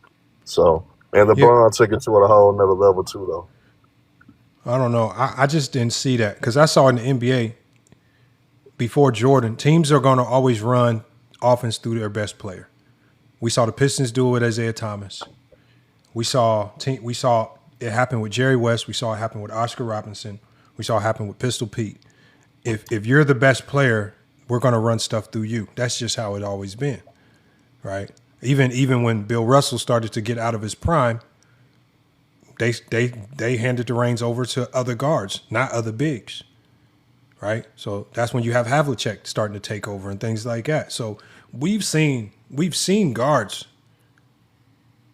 be the go-to on teams, be prior to Jordan. I just don't think Jordan did anything that we hadn't seen. Like, I don't think he did anything like replicating his game. I get that people might add elements of his game and replicate it, but I don't believe that's changing the game. That's not changing. To me, that's just you replicating the style. Kobe replicating Jordan isn't changing the game. That's just you biting his style. And that I style mean, but is not conducive to the NBA changing, right? That style of play, right? Shaq's style of play made the NBA change rules. It made teams change how they defend. Jordan's style of play and Kobe's style of play, these are high volume scores. Well, they didn't really change anything. But you don't think what Jordan did though affected the way how these GMs and how these VPs started wanting to build their teams though? Because like I said, the NBA is a copycat league. The NBA generally go follow the trend, and we seeing that now how the Spurs follow the trend with how OKC built their roster. We seen they basically got it for Boston, to be honest. Like how OKC and how the Spurs move, how the Knicks move, and like the Knicks centralize their prominence with we gonna have a lot of high level two way guys. We gonna build around. It's basically a copycat league. So honestly, if we didn't see the change for how Jordan was dominant and how he did it in the way that he did it in, I truly believe that they still would have been promised. We looking for the next big thing from a 7-footer. They'll keep looking for that 7-footer to change the game, to change the NBA. The Spurs just got lucky with Wemby. Outside of that, But think about that even in and of itself. In a guard dominant game, as soon as Wemby came into the fray, everybody and their mama was trying to tank to get Wemby. I mean, remember, there's another true, though. there's another 7'5" French kid, and I don't care what guard is I available in the heard, I U.S. heard about that kid too. What I'm saying is, the big men in basketball are always going to be king, right? Why do you think Kwame Brown got drafted out of high school at the number 1 pick? Because Jordan made the right draft pick. Kwame just didn't pan out, right? When they took Sam Bowie over Michael Jordan, because the one thing you cannot teach in basketball is height. You can't teach that. Being tall, Hakeem Olajuwon going number 1 in that draft, you can't teach height, right? You can't get somebody to stretch out and grow. Like Wemby. And most of the time they have immediate impact, especially when they good. Yeah. So what I'm saying, even today, I don't care how good these guards are. If another 7'5" Wemby appears in the draft, that's who getting drafted first.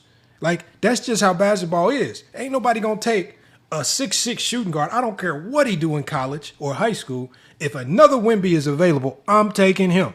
If he a bust, so be it. I'm gonna get fired. But I'm getting the Wemby. That's what it is, man. That's just how basketball is, man. You cannot teach that. Again, and I tell this to guys all the time when I'm recruiting. If they a guard, and I say, look, guards are what we call dime a dozen. It's a whole bunch of y'all. It ain't a whole bunch of 7-footers. And so the league is always going to gravitate to these bigger players, man, because they just make you more dynamic, especially if you can do more with the basketball, man. Tiger, what's good, man? What up, man? Yeah, I could give you a good example of that too. Coach Calipari told me this. This is like my sophomore year of high school. Mm-hmm. I had a good showing in the tournament. We got a Martin Luther King tournament in Memphis every year in high school. Mm-hmm. So I had a good showing my sophomore year. Coach Cal said, I like your game, but he was actually giving me some insight though. He basically would tell me, look, I like your game. I like the way we play. He said, but how coaches recruit. Mm-hmm. Look at you 5'10". I'm going to go, if I see a 6'6" guy do the same thing, I'm going to go with that 6'6" guy no matter what, because at the end of the day, he got the height. He going to have more athleticism than you. He going to have more potential than you. So the only way, like guys like us, you say you basically got to do what Allen Iverson do. If I'm going to go with you, you basically got to be exceptional like an Allen Iverson for me to recruit a guy and put you in the front line in my recruiting process. So he was kind of giving me information and letting me know how it is. Like you right though. Like they see that 7'5" kid, they going after that 7'5" It's kid. over No with. matter Good what. luck. You see No matter somebody, what. if you see somebody 7'5" in your draft, man, you might as well go back to college, man. You ain't getting drafted number one. No, bro, it's over with, man. Go back to college. If you're trying to go number one, no, it ain't happening. Because you can get drafted too. You can't. No, I'm just saying. You know what I'm saying. I'm just saying. My whole point is that like. From basketball in the past to now, it is never going to be a point in time where a promising 7-footer or a promising shooting guard is going to get taken over a promising 7-footer. Scoot Henderson. I mean, look what you see how that's working out for us. Hey, look what my Grizzlies did when we drafted a scene to beat with the second pick. We had a lot of great options we could have got in that draft. You could have. But we chose a scene to beat. But you got to go with the height. Man, it's hard to. They went with the height. You got it. You got to, because it's so rare. It's gonna be 6'6" guards in every draft. It ain't gonna be too many 7-footers. Yeah, they hit or miss is risky, but even think about Wemby. Wemby is not even a polished player yet. He's just because he's 7'5", everything he does looks a million times better just because he's tall. Really, he's not even polished. He's still kind of aloof. He's still raw. He's still raw. But because he's 7'5", things that he's doing moves that if I did them, y'all gonna be calling me trash. But because he's 7'5", doing the same moves and everything going in, this dude missing layups, popping them, tapping them back in, just standing right at the rim. He's 7'5", man. That shit, it looked crazy, but he's 7'5". Like you can't just get like that how from my nobody Grizzlies else. took, like how we took Zach Edey. Zach Edey, like you got to take him. We had to take it. That's a national player of the year. Yep, he said pass up on that. That's another good one. Go James. Aiden over Luka. I mean, it's just so risky, y'all. And I keep telling y'all, these scouts, like it's so risky to go with a guard over a big, man. Bigs are so valuable. And the beauty of bigs is even if a big doesn't pan out, they at least still have some value because of their size. If you 6'5" and you don't pan out, you in China. You in China. Oh, you getting fired. You getting fired. If you 7 feet and you don't pan out, look at Darko Milicic. Darko Milicic stayed in the league for 10 years. Yeah, he was a bust. Kwame Brown was a bust. Stayed in the league. Yep. So I'm saying, you 7 feet tall, they're going to find a role for you. But if you 6'6" and you a bust, oh, man, you with us on TikTok.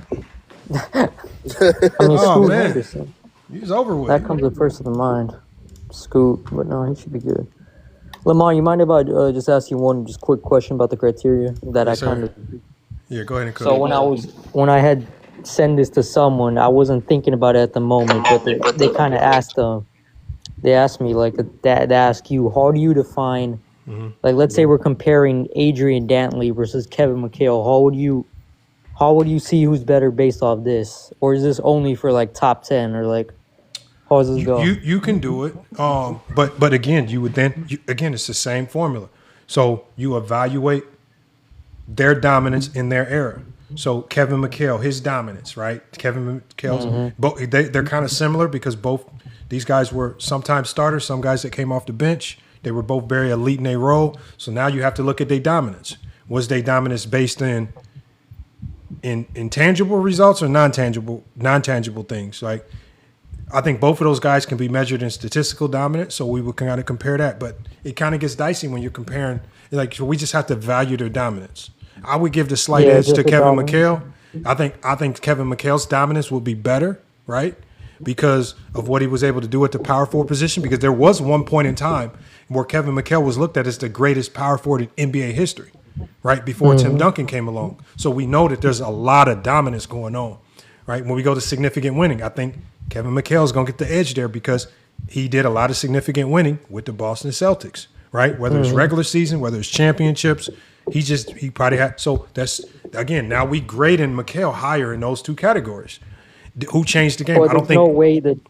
there's no way the grade off would change the game or go to something two plus MVP. I would give both of them the bottom tier score and change the game because I don't think I would give maybe Kevin, if I had to grade it, I would give Kevin McHale a 16 and was it Dantley that you said a 15? I don't think either one of them had a Kevin, significant. 16? Really? Because the base is a 15, right? When we're talking about great players, so the highest you can get is a 20. We're talking about really good players, but I don't think either one of them had a significant change on the game. There neither one of them rules were changed. They didn't have a significant impact on how the game was played. They were just really good at their position. So I think that's kind of null and void for both of them. But if I had to grade somebody higher, I would give it to Kevin McHale. The GOAT of something. At one point in time, Kevin McHale was looked at as the greatest power forward in NBA history. So I could give him that over Dantley, where I don't think there was ever a time where Dantley was ever the GOAT of his position ever in NBA history. And then the MVPs, I don't think either one of them check on the MVP. So based on this grading system, Kevin McHale, to me, would check out over Adrian Dantley. And in reality, I think most people would agree with that. Oh, he dropped out, y'all. Yeah. Who else you got in the backstage, man? I wonder who wants to smoke with you. Oh, we got nobody in the backstage yet. Make sure y'all request that. Hey, look, y'all, make sure y'all sharing the live. This is a good opportunity when we got nobody in the backstage. Make sure y'all tapping that share button. Hit them likes. Let's get them likes up. Let's try to get to 7K likes. So we got to smash them likes. We goal is trying to get to 10K likes for the stream. So make sure y'all smashing that like button. We got to get more people in to cook on this topic, man. Y'all asked for my criteria. I'm giving y'all the criteria. I told y'all my criteria is there's only one player that's really getting penalized. That's George Mikan. But if I didn't play games with George Mikan, George Mikan would have a case to be in the top 10 somewhere if we scored him. Just too hard to score him because it's just not much data on George Mikan. If Iron Man wants to come up, he got to request up. Iron Man, you got to request up if you want to pull up. If you request up, I'll see it. I just think it's a good opportunity now for y'all to smash that like, get them likes up, send gifts if you want to send gifts. Share the live, man. Add it to your story. Share it to other people on TikTok. We're trying to get everybody's thoughts on this. Everybody's been crying about it. They wanted to see my criteria. Here it is. Hold down on your screen and click repost. Yes, sir. Hold on, I'm about to do my due diligence to share it out myself, man. We're gonna share this out to a few more people. Jimmy Dean says, Lamont, I don't see the request button. Oh man. So it should be, if you look next to LMG Herm's name, there's these really cool square boxes. It has a plus sign, and then it says request. If you click on that, that's how you request. Yeah, that's nasty work if you don't see the request. It's a big gray box. There's about 6 of them. Just click the request button. If you're on PC, you can't come up. You got to be on mobile. Yeah, if you're on PC, you won't see it. Oh, we got Tiger back. Hopefully Tiger heard the rest of that answer.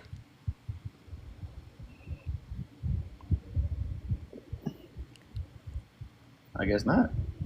Tiger, did you hear it? Yeah, Lamont, I'm going to challenge you about something in a minute. Once I get out this noise in the background. Oh, man. Oh, and then I also forgot, why is Curry 10th? Oh, wait, no, you explained it. Never mind. Oh, okay, so Curry would be higher, but again, similar to, you know how when I talk to people, I say, Jordan's number one until Brown retires. I made the mistake of putting him at one. In theory, he should be number two until he retires, but he'll be number one by score. And for Curry, obviously he'll go to his rightful spot when he retires. He'll be up there in that seven range, and it'll drop Shaq down. It'll drop everybody down. Yeah, never mind. So yeah. Just they need to fix it. Yeah, I don't know what's going on. I don't know why you can't join on PC. Nah, it's just TikTok. TikTok doesn't want. They haven't done that yet. They just don't want people on PC because that would be great. Actually, it would be great for content. Yeah, that's true. I need to get one of these going. I've seen a bunch of people start doing these. I don't know why it's just popping up back again, but I've seen a bunch of people doing these top 10 lists. Yeah, I just wanted to show people my criteria. I mean, because some of them just be trolling, but I don't even care about my top 10. I just care about the criteria. And my overall objective was, how can I make a criteria that gives everybody in NBA history a fair shot? Because I see so many people trying to cry about Bill Russell and the advantages that he had, but then they don't want to cry about. My thing is, if you cry about advantages that Bill Russell had, you gotta cry about Jordan's advantages, right? And they don't want to do that. There's no consistency. They just cry. They just really plug. They point at things that they want to cry about just to elevate one person, right? They're going to tear down. They're going to say this air soft. Like when I was listening to Vision, he was talking about defense, and basically Vision was just trying to point out the worst of what he thought defense was in this era versus the best of what he thought defense was in the 90s, which he kept saying stuff like, yeah, in the 90s, if you do this, they're going to hand check and stop you. And it's just like, one, that's just made up. A hand check does not stop anybody. A hand check is... you can swipe it away easily. You can swipe it away, one. And then two, in the 90s, they called something called a hand check foul. You couldn't hand check, right? So it's a fake thing. A hand check was really only used for ball handlers that turned their back to defenders because they didn't have a face-up dribble. So if you turn your back like a Stockton, well, I'm going to put this forearm on you. I'm going to start pushing you out. Now I'm going to push you to where I want you to go. But you're not doing that to Iverson. Good luck trying to hand check Iverson. Good luck. Did you see when Pippen tried to stick out and put his hands on Grant Hill? What happened to Pippen's ankles? Good luck trying to, it don't work. And the skill level of players is so high today. Nobody's about to sit here and waste time with their back to you trying to run a play and just allow you to put a hand check in their back, man. They just gonna face up and like, you think, I want y'all, if anybody ever has opportunity to guard Kyrie Irving, I want you to try to deploy the nastiest hand check that you can think of in your mind and tell me it just don't work. If hand check, these dudes, I don't know where they play basketball, where they think this stuff works, but that's why I say y'all need to get in the gym and just test this stuff out. It does not work. It's a very overrated. They use it as some type of weapon that the 90s had, and I'm like, man, good luck. It worked against Bimbo Coles or somebody. Muggsy Bogues. Yeah, it don't work against people with a handle. And all it does is the more they talk about hand checking, you're killing your own error because it's just telling me how many lackluster ball handlers you had in your air. That's really all it's telling me, because that's the only time a hand check works is when you're dealing with a lackluster ball handler. Hold on, we got Alex. We got Kyrian Sports up here. Make sure y'all check out Kyrian Sports. Hopefully, I said. How we doing, man? Another content creator, man. He does good work. Oh, What's I'm good? amazing, bro. What you got on the criteria, Kyrian? Sorry. What are we talking about? I'm sorry. No, Karen. No. I'm doing my criteria, man, for my top 10. I finally told everybody. Everybody was asking. Everybody was crying. So I said, look, I didn't see it. Oh, okay. Oh shit! I'm sorry. I'm so stupid. Karen, lock in. I'm sorry. I don't have my glasses on. It's on the screen. LeBron, Michael Jordan, Kareem, Bill Russell, Magic, Wilt, Shaq, Tim Duncan, Larry Bird, Steph. I think it's pretty respectable. And my criteria is at the top. I've tried to explain the criteria and why I went with dominance, this significant winning, change the game, goat of something, 2 MVPs. And the reason for this, and I'm going to explain it, is I needed to find a way to equalize era advantages. Okay. Bill Russell had an era advantage as far as winning championships. Wilt had an era advantage as far as the statistics that he could put up. Bron has an era advantages with his ability, his longevity, in that he's able to play this long. Where as opposed to the 60s, 10 years was a long career, right? And so I'm trying to equalize. That's why I put a point cap on each of these categories. Significant winning. You see that Bill Russell has 20 points. He's the greatest winner of all time, but he caps at 20 points. I'm not going to let his winning push him so far past everybody else that no one has a shot to meet his greatness. I'm trying to because winning across all eras looks different. And I say significant winning because winning can be not just winning championships, getting to the finals a lot. This is how now we can pay respects to Jerry West. Doing a lot of regular season runs. Now we can pay respects to Steph Curry, 73-9, Jordan 72-10. Right? We gotta be able to respect winning on all fronts, not just winning a championship. And then change the game. I explained that. Did you change the way the game was played? Very few players in NBA history have done that. And then the GOAT of something. Are you the best scorer? Right?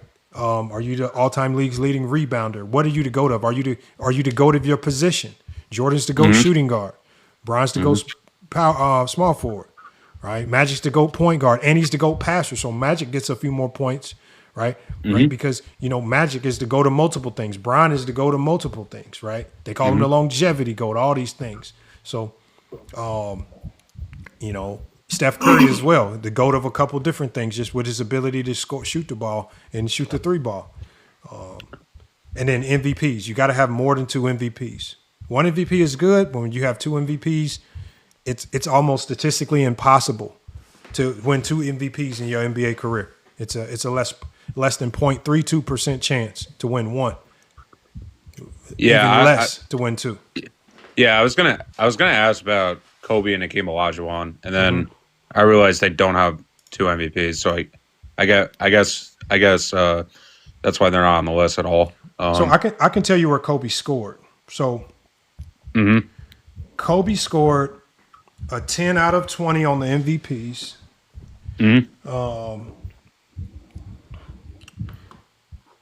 The GOAT of something. I gave Kobe 16 out of 20 as for the GOAT of something. I don't believe he's the GOAT of anything. Okay. Change the game. I gave Kobe 15 out of 20 on change the game. I don't believe Kobe, the way he played the game changed the way the game of basketball was played. It just didn't. It was elite. He was a really good player, one of the best scorers we've ever seen. But I don't think it changed the way the game of basketball was played. The league didn't change rules. Teams didn't morph defenses to stop them. They just did the typical things: send a double team, put a really good defender on him, and hope for the best, right? And maybe he has an off night. I have a question. Does change the game go into part of influence? No, well? It's only strictly on court impact. Yep. And then significant. Obviously, we give Kobe significant winning, and he scored high there, and he scored high on dominance. Right, his dominance in his era looked a little bit different from Tim Duncan's. Nonetheless, he was one of the most dominant players of his era, and we have to give him credit there. Now, was he dominant like a Jordan? So as you see, the 3 players that scored perfect scores in dominance: Jordan, Wilt, and Shaq. I believe Jordan, statistically and winning wise, is the most dominant player in his era that we've ever seen. Wilt, I don't think we've ever seen a player statistically dominant as Wilt Chamberlain across the board. And then obviously with Shaquille O'Neal, he's just regarded as the most dominant force in NBA history, just the inability to guard one man, right? From the league trying to figure out how to stop him. How did LeBron not get perfect score? Speaking talking to me, bro. Because, and the reason why Bron didn't get a perfect score is because Jordan, Wilt, and Shaq set the bar. I believe those bars of dominance are very high bars. And the problem with if you give too many people a 20 is you then start to water down the value of dominance. If Jordan, Shaq, and Wilt, 3 different types of dominance set the bar, do you know how dominant you have to be to get a perfect 20? Nobody in history has met Wilt Chamberlain's statistical dominance. We have never seen a force since Shaq left the game as dominant in individual force on the basketball court as Shaquille O'Neal. And Jordan's winning dominance and statistical dominance combined into one for over the course of a 10-year period. We have yet to see that again. Those 3 guys check off at 20 because they set the standard. everybody else comes after that. So LeBron at 19, and everybody else follows after that. So again, I cannot water down a category just because I like a player. At the end of the day, you have to set a standard in each category. Like in winning, Jordan did a lot of winning. I can't give him a 20 because Bill Russell gets the 20. Bill Russell's the greatest winner in NBA history. I can't give everybody 20s there because everybody doesn't meet the same threshold that Bill Russell set. Bill Russell set the threshold for significant winning, whether it's winning in the regular season, deep playoff runs, winning championships. He set the bar. Everybody else now has to either meet that, surpass it, or you got to be under Bill as far as your score. And Alex, we can come to you next. I know you want to chime in. What's your thought? I was just wondering, so Bill Russell, I know he was dominant, but I know he was 16 dominant. 16 dominant. So think about it. Bill Russell was defensively dominant, and he was dominant in his own right. A 16 is not a horrible score, right? I mean, he still lands them top 5, right? But yes. But again, there has to be a standard set. You know, statistical dominance. Yes, he was statistically dominant in a certain aspect. But in his era, his statistical dominance was pretty much on par with most of the bigs in the league. So I can't really give him statistical dominance. Now, winning wise, he was dominant, and defensively, he was dominant. But again, Wilt Chamberlain, you could argue that Wilt Chamberlain was just as dominant defensively. So again, he was dominant winning. Most of his dominance stemmed from his ability to win, and a lot of that stemmed from team.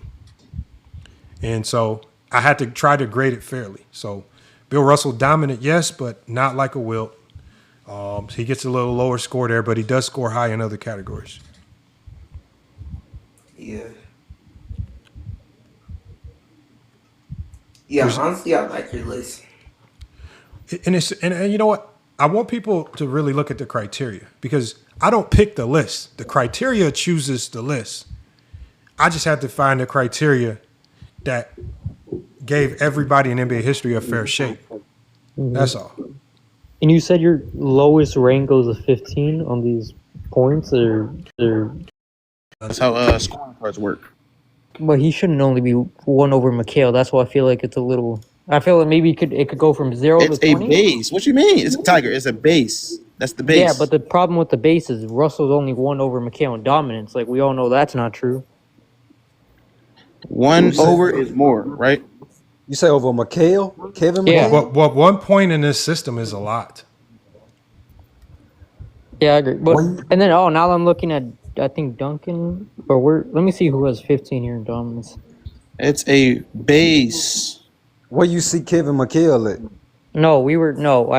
When later I gave him kind of another example of McHale versus Danley. No, when I said 15 and 16, I was just kind of giving you examples of score, how I would score them.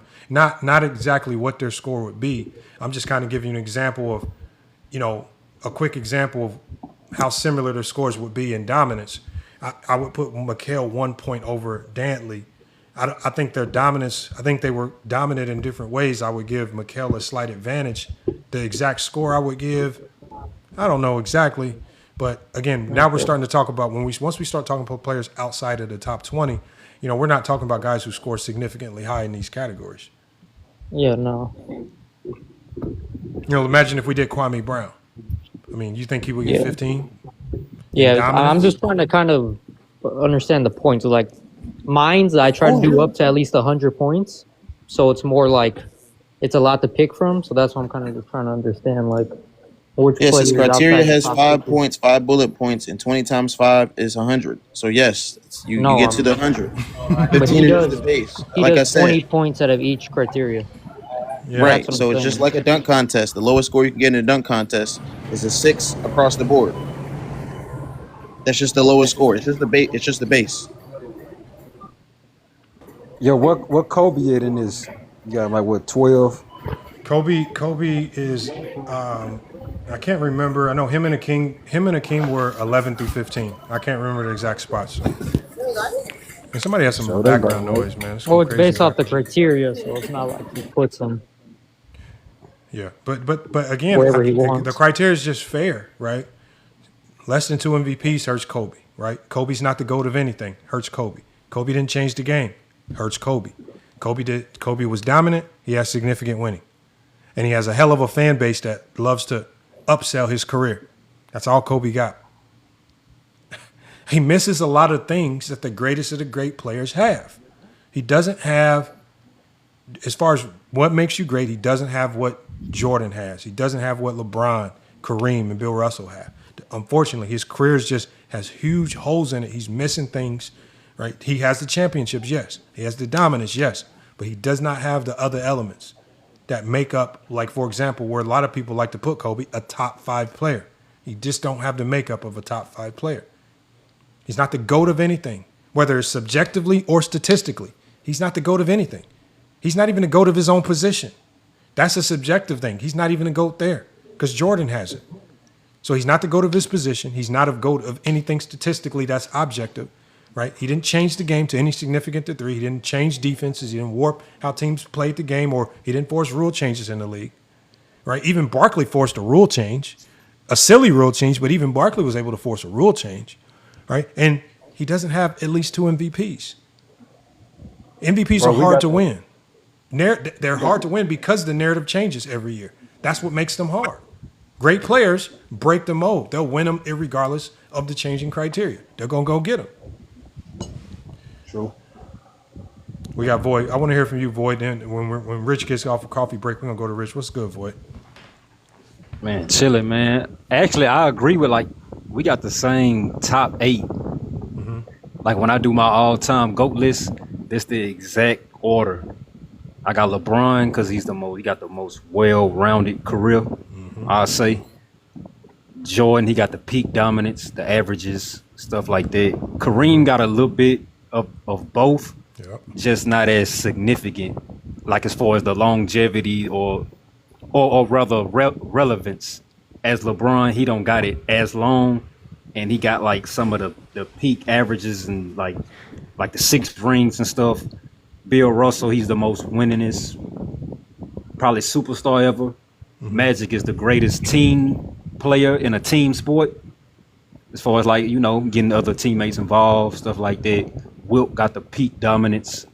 Shaq is like a little bit lower than that. You know, he probably got the greatest 3-year stretch in the finals. I give him that.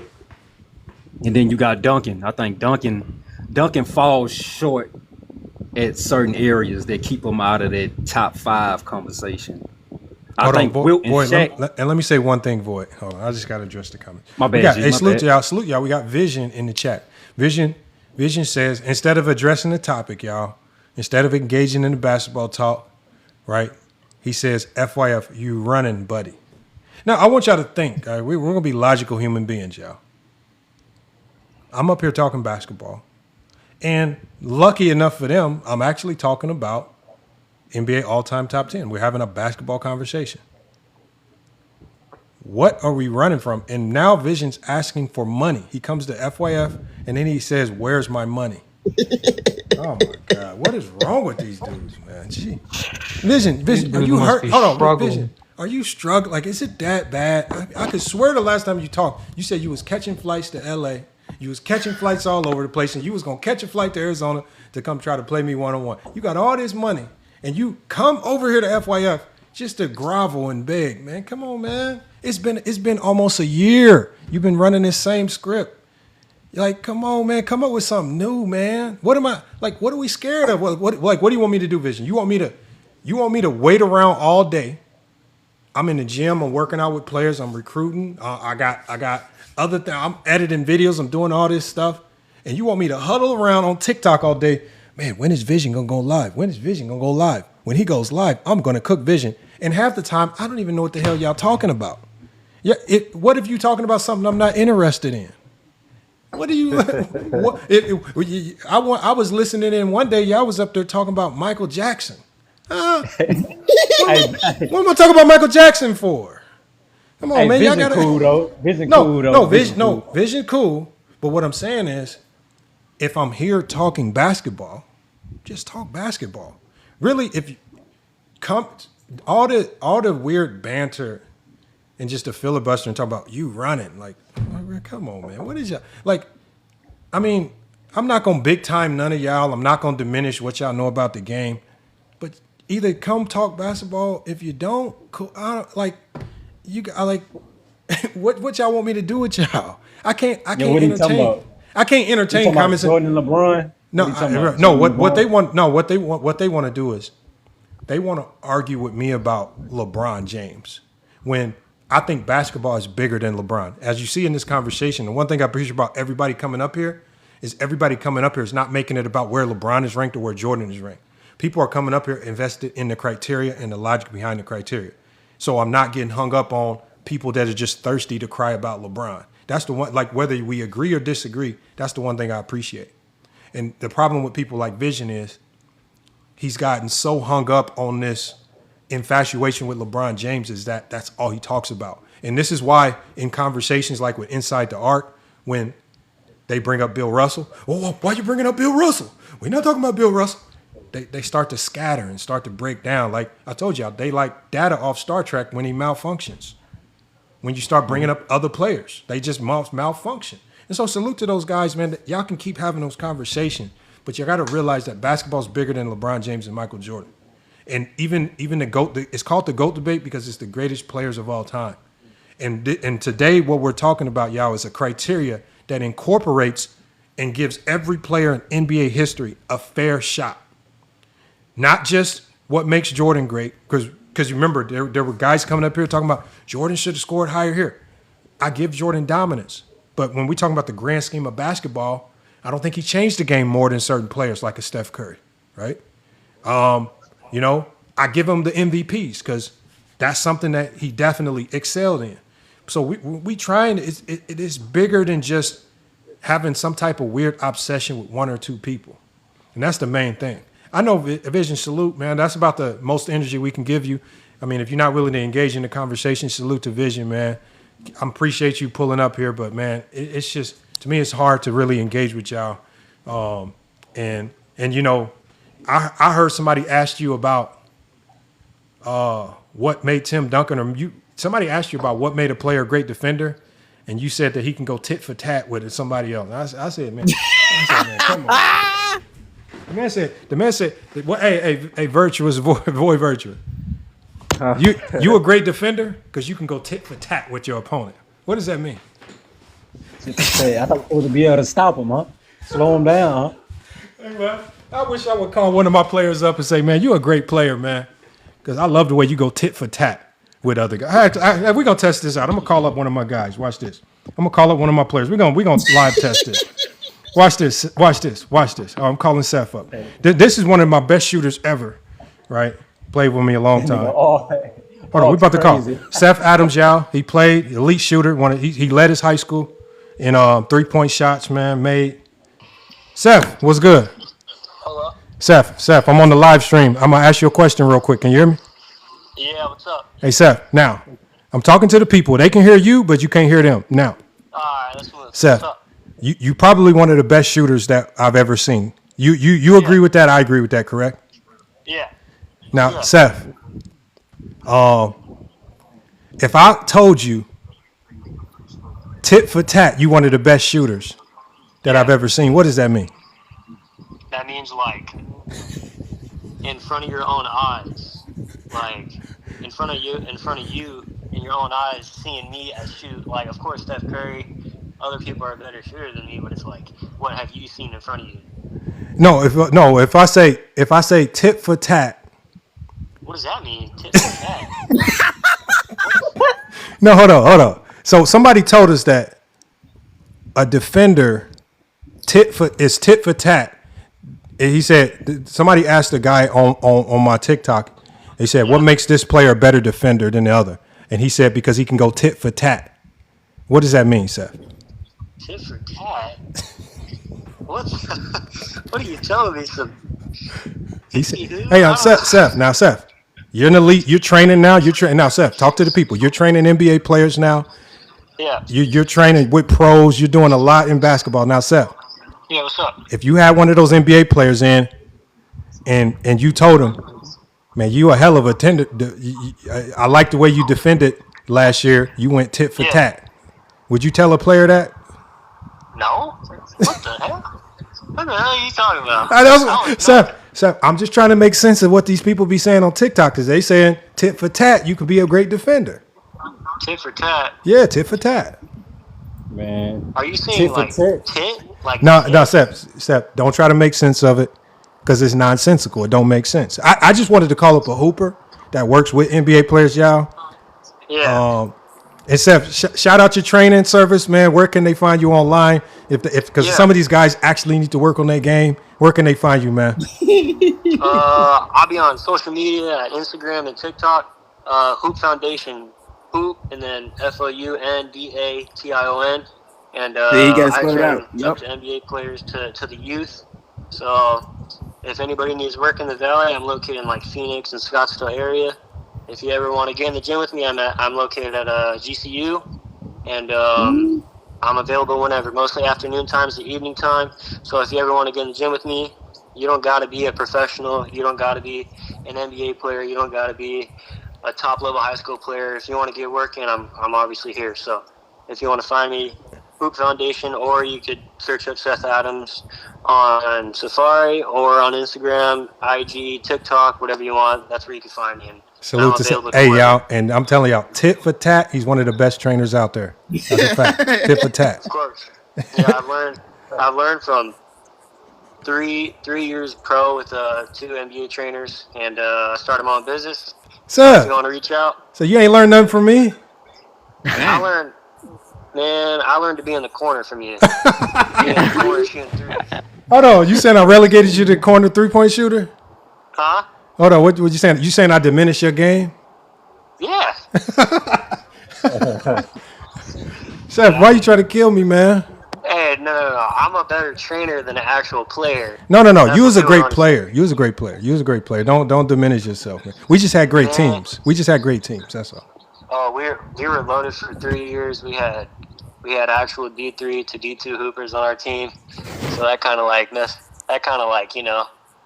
made some arrangements. But hey, I still stuck up there. I can say I played on Team 1. So hey, Seth, I got no problem with you. You one of the best that ever came through, man. We wouldn't have won that national championship without you. So I always got respect with you. So there, look, y'all. He told you where to find him. Hoop Foundation on Instagram. Seth Adams, probably one of the best shooters that I've seen in person, man. And y'all, quick story with Seth. When he was a freshman, y'all, I told this man, I said, look. Oh, my goodness. You going to tell him this? Yeah, I'm going to tell him. I told this man, y'all, I said, if you want to be on our top team, I need you to make 10 threes in a row. Hey, y'all, the man knocked them all down. Knocked them all down, y'all. And look, and I'm telling y'all, and being real, it's not too many people in the world that can knock down 10 threes on demand in a row. It's not too many people in the world that can do that without one slip up. And I don't even think all NBA players can do all that. Well, I'm telling you, workouts is hard. So that's what I'm saying. So that's why I say, man, I'm always gonna have respect for him. Seth, I'm gonna finish this live. I saw you call me earlier. I'm gonna hit you back after the live. All right. Oh yeah, hit me back after live. I got a question for you. All right, I got you, man. Yes, sir. Love. All right. Look at. That's Seth Adams, y'all, one of the GOAT shooters, man. But he obviously don't know what tit for tat mean. So again, real hoopers understand basketball lingo and language. And again, we don't know what tit for tat means when it comes to talking basketball. You actually got to break down the game. You got to talk real back. You can't talk FYF. Your FYF. That's fact. What he say? Tit for tat is a counsel out. That means you didn't establish no dominance. That's like that's what that means. Tit for tat. Means you're regular at best. And then Adrian Knight said that you texted him before to say yes. Why would I have to text him, bro? Y'all see me call him. Y'all just watch me call him in 4K, man. This wasn't planned. This wasn't scripted, man. Come on, man. They always got something. Be like, Hold on, y'all want me to call another player? Look, I got my phone right. I'm not texting them. You want me to call somebody else up and ask them about tit for tat? I'm not about to waste their players' time. I'm not about to keep wasting my players' time asking people about these silly terms that y'all create. Tit for tat. We called up a D1 coach. He don't know what advantage creation is. It's all fake. We called up a D1 coach, asked him about all these silly terms. NBA players, we asked them about these silly terms. It's all made up, man. TikTok, what people do, y'all, on TikTok is they make up vague terms to pretend to be smarter than what they are. But the problem is when you run into people that really know the game and understand basketball language and lingo, the first thing somebody understands the game is going to say, what the hell are you talking about? No. Like we can't move past this because you just said Jordan was a great event creator. We can't just move past that. You know what I'm saying? We not moving past that. We don't know what an event creator is. These are made up terms. Yeah. So but again, salute to the people that are if you are making made up terms, salute. I got no issue with that. But the issue is if we want to talk real basketball, we just got to really dive into it. You know, we got to really dive into it. So we're not, and I'm not knocking people. I understand that not everybody understands the game to the highest level, right? I respect where your knowledge is right now, but I'm not gonna respect you making up stuff to try to sound smarter, just so you can say, I mean, I don't know what this stuff is, man. Come on, man, y'all got to stop this. But we got Black James Bond up here, man. He's one of the GOATs on this thing, man. He was one of the first people I started listening to at length when I came over to TikTok, man. And he's leveling up his content every stream, man. And he's making a lot of Jordan fans mad because he's coming with facts, man. We got Black James Bond. No doubt, Lamont. Long time fan of you as well, Black man. James. Let me I want to ask you a introduce question, real though, quick. Lamont. I'm a long time listener for you from YouTube. Whatever happened to Bees and Mingle Jester? Because I used to always be into it with them boys. No, And Mingle Jester just pulled up on the platform. Yeah, I saw Mingle Jester on somebody. It was on a Zesty Jeffrey live. I don't remember whose, but he was on somebody's live, but he just had a different name. And then Bees, it just got to a point because Bees works on an oil rig, and so Bees, his sometimes he available because when you work on an oil rig, you have a whole bunch of time off, but then you also have a whole bunch of time where you just strictly working. You working 15, 20-hour days. But yeah, Bees mostly be on A Weezy Bang channel on YouTube. If y'all looking for somebody good to listen to on YouTube, make sure y'all check out A Weezy Bang. And sometimes like I started doing less and less on YouTube, right? The landscape on YouTube just started to change, and I was just trying to find new platforms to get to. But yeah, he's still on YouTube. Before Johnny, that was your man, Bees. I've been listening to you for a long time. I still text him. I still talk and text to Bees all the time. It's just mostly off camera. But no, Bees is still cool. Every time it's Father's Day or something, I'll usually hit him up and say, Happy Father's Day, something. So I'm always reaching out every now and then, tapping in with him. But yeah, Bees, if I go live on YouTube, Bees will pull up. I just haven't been live on YouTube in a minute. No doubt. But yeah, I'm gonna give props to the prompt. You always do your due diligence on the basketball talk. I like how you put the box checking system up here, and like what you said earlier, you giving a criteria. You're not just up here blowing smoke. And when you got these certain players that's checking these boxes, we can't just use favoritism because we like a player other than another player. No, this is a legit criteria. This is a box checking system. He has dominance up there, significant winning.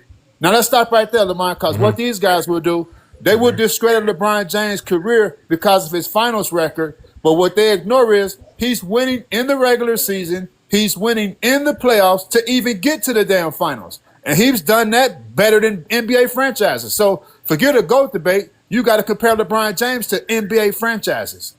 So also you got change the game, how these guys impacted the game. And you got go what does that say? Just a go to something. Oh, go to something. Man, you're the greatest at something. So you're number one in a category, right? Whether statistical or position. Statistical or position. So you guys can see, man, when Lamont, guys like Inside Lamont when they come up here, they give you guys real good basketball criteria. They give you something we can go on. They're not just coming with a Skip Bayless narrative. So I appreciate that, bro. Oh, that's a big facts right there, man.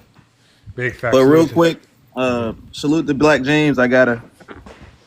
Easy work. My fault. Okay, we got the soundboard. I see you inside. We got the soundboard, bro. Hey, Black James be cooking them, man. Then he get to laughing at him too, man. Oh man, he be cooking over there, man. I definitely stole the Timberland. We got Go James. We got Go James Kingdom up here, man. Oh, the boss. Oh, hey, that's the boss. Go James, man. What's good? Peace. What's good, Lamont? Can y'all hear me? Yeah. Yo. Can y'all? No, we hear you. What's good, man? What's good here? What you got going on here, Lamont? What's this here? What's all these numbers and colors, man? What's going on, man? When I went over to what's his name? The little kid slide. Well, he might not be a little kid. He sounded young. Juice again. Juice again. Mm-hmm. He asked me, "What's your criteria?" And I said, "Well, it's not very lengthy, but it's hard. It's hard to just talk to like just on the fly because I have to talk you through each criteria and what they mean to me. And on a Zesty Live like his, they don't allow you to talk at length like that. So I said, look, if you really wanted to know, feel free to go to YouTube. You can react to the video. But as you remind me, these guys struggle to read, write, and type and search on YouTube. So I said, you know what? I'm just going to bring it over here to YouTube so they can see it in 4K, right? And then that way they can see it. I'm explaining it. Guys are asking questions. And you can come up here and give pushback if you don't like something or if you don't like how I scored a player, right? Because I'm trying to perfect it. Maybe it's something that somebody can offer up that I can add to this to make it better. But I'm just giving everybody how my criteria and how it's different from yours, because you know how people like Vision in the chat, they like to make your criteria my criteria, all right? And they never do it vice versa. They never put my criteria on you. They always make everything you say, and even if you don't say it, even if you vaguely say it, or everything that he says is my take, like, and I have to defend it. And they get mad when I don't defend it. It's like when I tell them I can't talk for A. Johnny, they get mad at me. Like it's just like I don't know what y'all want me to do, man. They want me to argue. They don't even want to let me talk. He don't want to let me talk. I was listening to the live that he was on my live last night. I was like, yo, he came in off the top, wouldn't let nobody speak.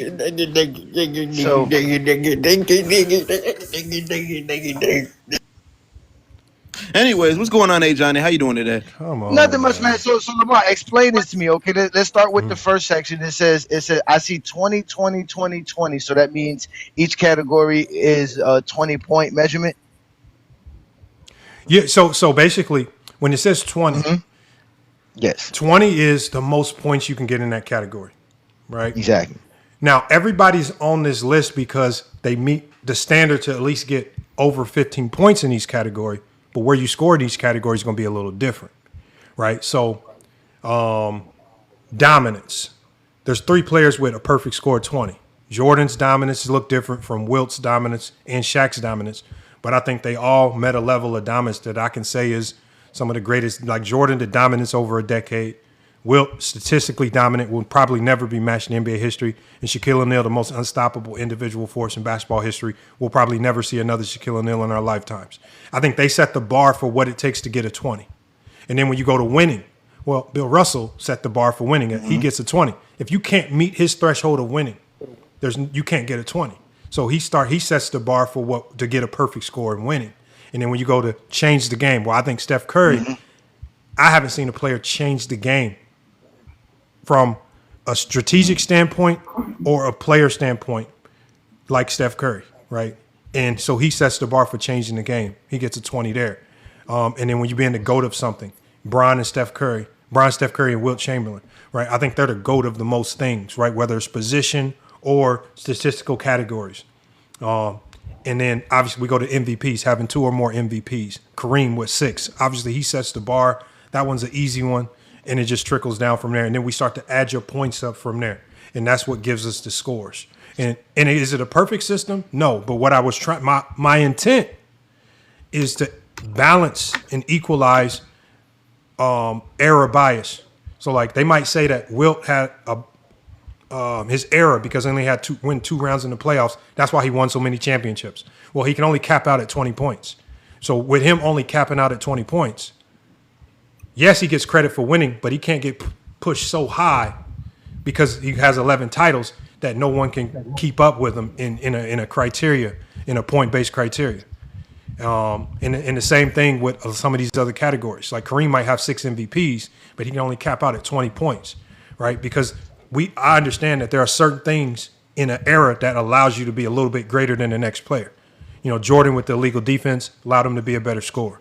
Right, Bill Russell with winning, having to win fewer rounds in the playoffs, he could win a little bit more. It was a little bit easier to win to a certain degree. So I'm trying to equalize it. And even with LeBron's longevity, his longevity, you know, if we start like counting up his accolades, you know, his longevity and ability to play a long time in this era, it's just going to shoot him, skyrocket him past everybody. If I just start counting So I try to camp, like, I just give him the go to something. He's the longevity GOAT, right? We're just going to give him the go to something. We're going to cap him out in that category. He's the GOAT small forward. He's the GOAT longevity, right? He's the greatest scorer in NBA history. He has the most points in NBA history. So he caps out, like, he has 3 different things where we can say he's the GOAT of something. And so that's why he gets 20 there. And so then from there, we add up your points. And I only said that Steph Curry should be higher. Bron really should be at 2 because I said active players, I try to keep them, below their contemporaries until they retire. But we know that Steph, point-wise, should be higher. He should be around 7 where Shaq is. And then, obviously, LeBron still has him in number 1. But, again, paying homage to Jordan, we would keep LeBron at 2 until we'll keep LeBron at 2 until he retires, and then we'll put him in his rightful spot. But it's a point system. They saying a Johnny versus Vision debate. I got you. So look, we can do any debate, but our debates are structured. We have 3 2-minute rounds, right? You have to, we have, it's organized. No. But at the end of the day, again, and everybody listening, for everybody listening. You don't want that. Come up right now. You got 10 minutes. It's going to take 10 minutes. You don't want that. It'll take 10 minutes to finish the debate right now. And look what he goes to. Look what he says. Look what he says. Look what he says. Look what he said. When it's time to debate, look what he said. Exactly. Where's my money? Exactly. Scared. Because he knows this is structured. Right here, right now. Do it. Oh my Hakeem God. Olajuwon versus Gobert. Who's the better defender? Hey, Vision, request up, bitch. Let's go. Request up. Look, hold on. What he's doing, y'all, is he knows that we're not going to pay him a dime to do a debate. I gave him one opportunity because I know these guys are going to give every excuse in the world to not put. He had one opportunity where I offered him an opportunity to come over here and debate, and I would pay him an appearance fee of $100, and he was saying, "Give me the money first." No, you appear first, but he never showed up, y'all. So once he showed up, now the deal, you can't. What he's trying to do, y'all, he's trying to take an offer that I made to him 6-7 months ago and try to make it still relevant now. That shit's off the table. You ran in, you had an opportunity, you didn't show up, you're in the comments crying. You running now. You running now. And you had an opportunity. If you really needed $100, think about it like this. If one of the come over here and list off Hakeem Olajuwon's resume and lose a debate. Johnny, if Vision offered you $100 to debate right on his platform tomorrow or today, are you gonna wait 6 months to take up that offer? Or are you gonna be there tomorrow? I'm gonna get that little easy 100. Take 10 minutes to debate, and I'm gonna go about my way. I'm not gonna wait 6 months. Thanks. So at the end of the day, I don't know why y'all run around saying that we scared. We're having a basketball conversation right now. The debates only takes about 10 minutes. It'll be over with. Get it over with. You don't have to pretend this is about money. What as a Johnny said, y'all, he's worried about the fact that this is recorded and this is going to go on multiple. You cannot say you cooked if you didn't cook, because we're going to record it. It's not going to be chopped and edited. It's not going to be chopped and screwed. And you get to talk at length with no interruptions. There's a timer. You got 3 2-minute rounds to get your point across. If you want to make it about Jordan and LeBron, you got 3 2-minute rounds to tell us why Jordan is the GOAT versus a Johnny's 3 2-minute rounds to tell us why LeBron is the GOAT. Your last round can even be used as a rebuttal round to counter points, right? But again, it's record. I know it is recorded vision. I said that I would have given you 100 to pull up in the debate, but you never showed up. That was 6-7 months ago. Vision. That deal is no longer available to you. That was in 2025. It was 2025. It was in 2025. It's closer. We about to be in 2027. You talking about something you talking about something in 2025. Man, you got to stop, Vision. These are excuses. These are excuses. I've been to your platform like 2-3 times. Good, bad, and different. Good, bad, or indifferent. I've been over there. I'm not going to make up multiple times. And hey, Johnny, I'm not going to make up fake excuses to not click the request button. This is not about money. This is about your pride.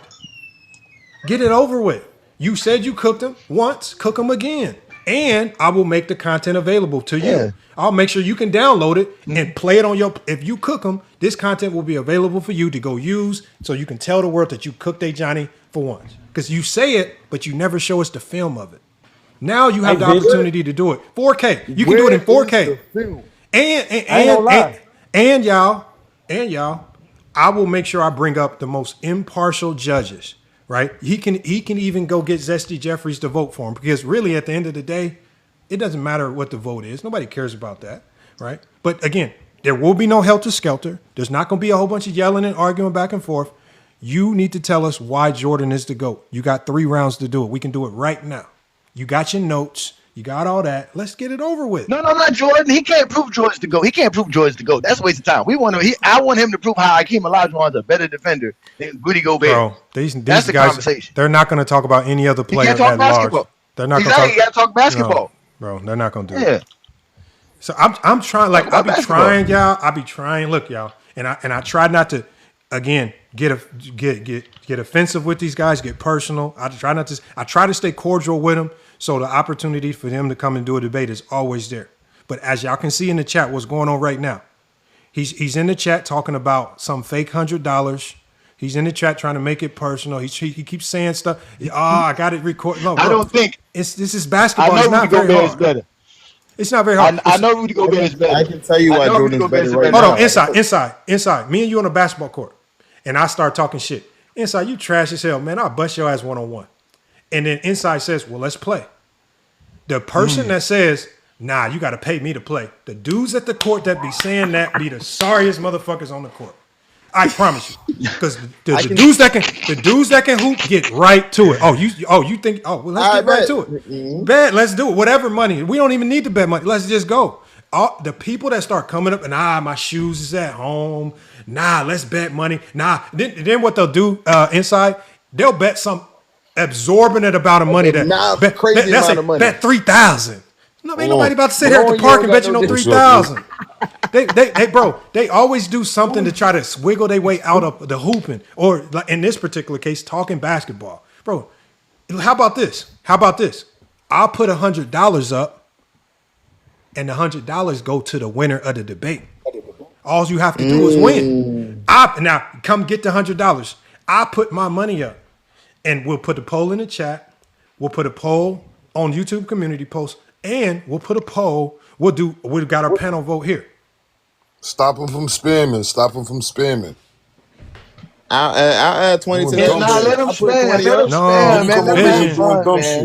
Let them live nice in the comments, man. Hey, Vision, how you like that ass whooping me inside gave you? Yeah, one boy, you know he don't want to go chit chat. Hold on. Watch the cuss words. Watch the cussing. Hold on, we're gonna keep the cuss. Hold on, look, y'all. Look, hold on, y'all. The only way, think about it like this. Let's move on to the discussion. The only way we're gonna get him up here is, again, cook him after he loses the debate. But we need to get him up here to do the debate. They got to feel like it's a safe space. Do it, Lamont. No, I know he's not gonna do it right now. He's just filibustering. He's just standing in the chat. He's gonna keep saying that we offered to pay him. Which, again, that deal was on the table 6 months ago. Again, you didn't show up. What do you want me to do? You didn't show up. When debate day came, who didn't show up? Hey, Johnny, when that debate day came, after that was back in like last August when I first started on YouTube. October something.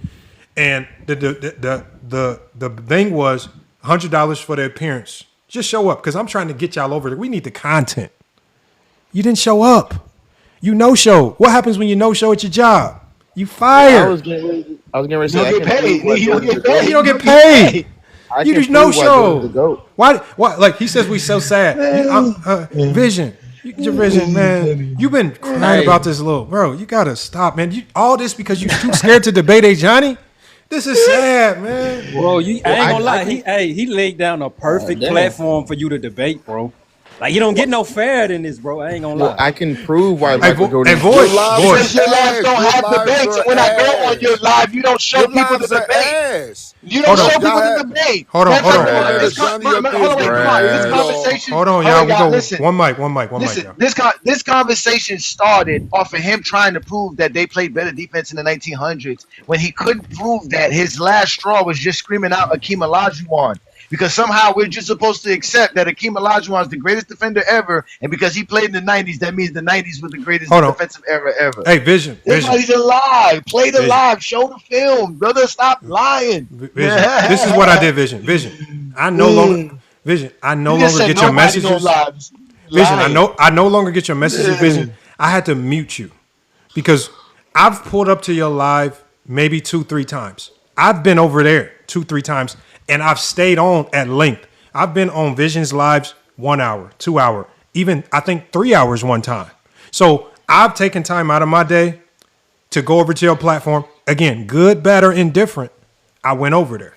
You guys can. All of us. And so what I'm saying is, again, at the end of the day, I've taken time to go over there, have conversations, right? Even knowing that you were going to have a whole bunch of people on the panel that pretend like they don't like me. And most of them don't even know me. And I still stayed over there. But all I'm saying is, you now have an opportunity to give us the same grace. You can come over here and you can have the debate. The problem is when we do the debates, it's not helter-skelter. It's 3 2-minute rounds where you have to cook on your own.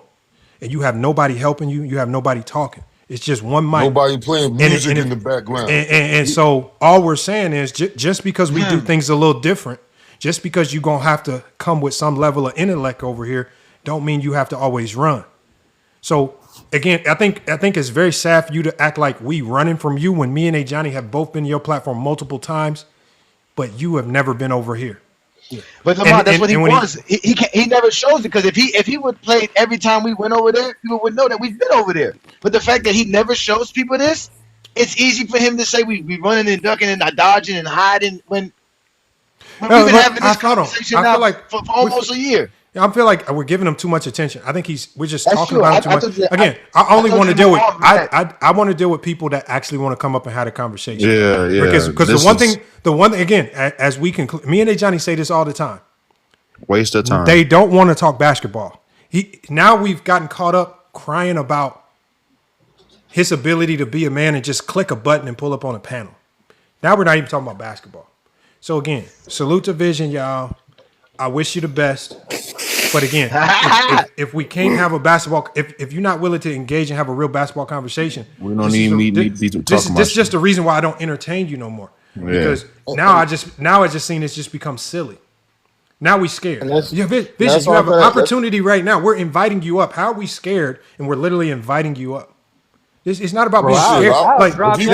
No, hold on. Hold on, y'all. This is the silly language that they use because this is that high school style language where they try to make themselves feel more important or bigger than what they are. And at the end of the day, Vision, here's the problem, Vision. Nobody cares who you are. Like nobody cares who you are. Nobody knows who you are. No, in reality, hold on one second, y'all. In the grand scheme of things, as a content creator, nobody even cares who Vision is as a content creator, let alone who Vision is as a real person. So that's good who he is. My thing is, you don't have to fear getting embarrassed or anything, because at the end of the day, after you debate Johnny, just like Herm is debated, just like Johnny, nobody's going to care. It's just basketball talk. And the fact that you have to use these terms, we're scared and all this stuff, just tells me it's just like you, that guy at the park talking about you can beat everybody on the court, but to play you, they got to pay $5,000. No, he's that guy on the court talking about he can beat everybody there, but we got to bet $5,000 to play him. Nobody's about to do these fake, silly things with you. I'm not going to do these gimmicky things, man. I wish you the best, man. Keep typing in the chat. I appreciate your engagement, helping the chat. But, man, we got to get back to the post right here. Right? The debate is out there. Please. Hey, Johnny's up here. We're going to get back to it. That Michael Jordan is the GOAT, though, because he can go tit for tat. So that's really where, he can go tit for tat. So he is the GOAT. Hold on. Think about this, y'all. Think about this. He just asked in the chat. Now, inside, I want you to ask yourself how stupid this sounds. He says, when have I ever been on his panel where it's just him and me? Inside. No, hold on 1 second, y'all. Who controls the ability for the panel to just be him, just one-on-one? Because, Vision, when you come up here to debate Johnny, it's just going to be you and Johnny. And that's it. It's just you and Johnny. It's not going to be, you're not going to hear Olo laughing. You're not going to hear background noise coming from anybody's mic. They're going to be down. I don't know what you're talking about. When I come to your panels, no, it's not even for his sake. I'll drop everybody again because I just need to. We need to hear what he's saying. And at the end of the day, that shouldn't deter you because it didn't deter me from showing up to his channel multiple times, right? When he had 6 other people on the panel yelling, hoopling, hollering, cutting you off time and time again, it didn't stop me. But what's scaring him, you guys, is how this is going to be organized. And he now has to talk basketball at length without sounding stupid. Saying tit for tat is not going to cut it. Again, this is what I mean, y'all. Like, I respect people that really talk the game. Again, coming over to FYF just to cry does you no justice, man. It's only gonna make you look silly. Come on, man. Y'all gotta stop. He says, what is you talking about? Vision. You understand. Look at Julian's picture. Hold on 1 second. Who cares about Julian? What I'm saying, Vision. what I'm saying is very clear. I'm not talking in Swahili. This is very, like, everything that I'm saying is very understandable. Got my just money. Just come up and have a basketball debate.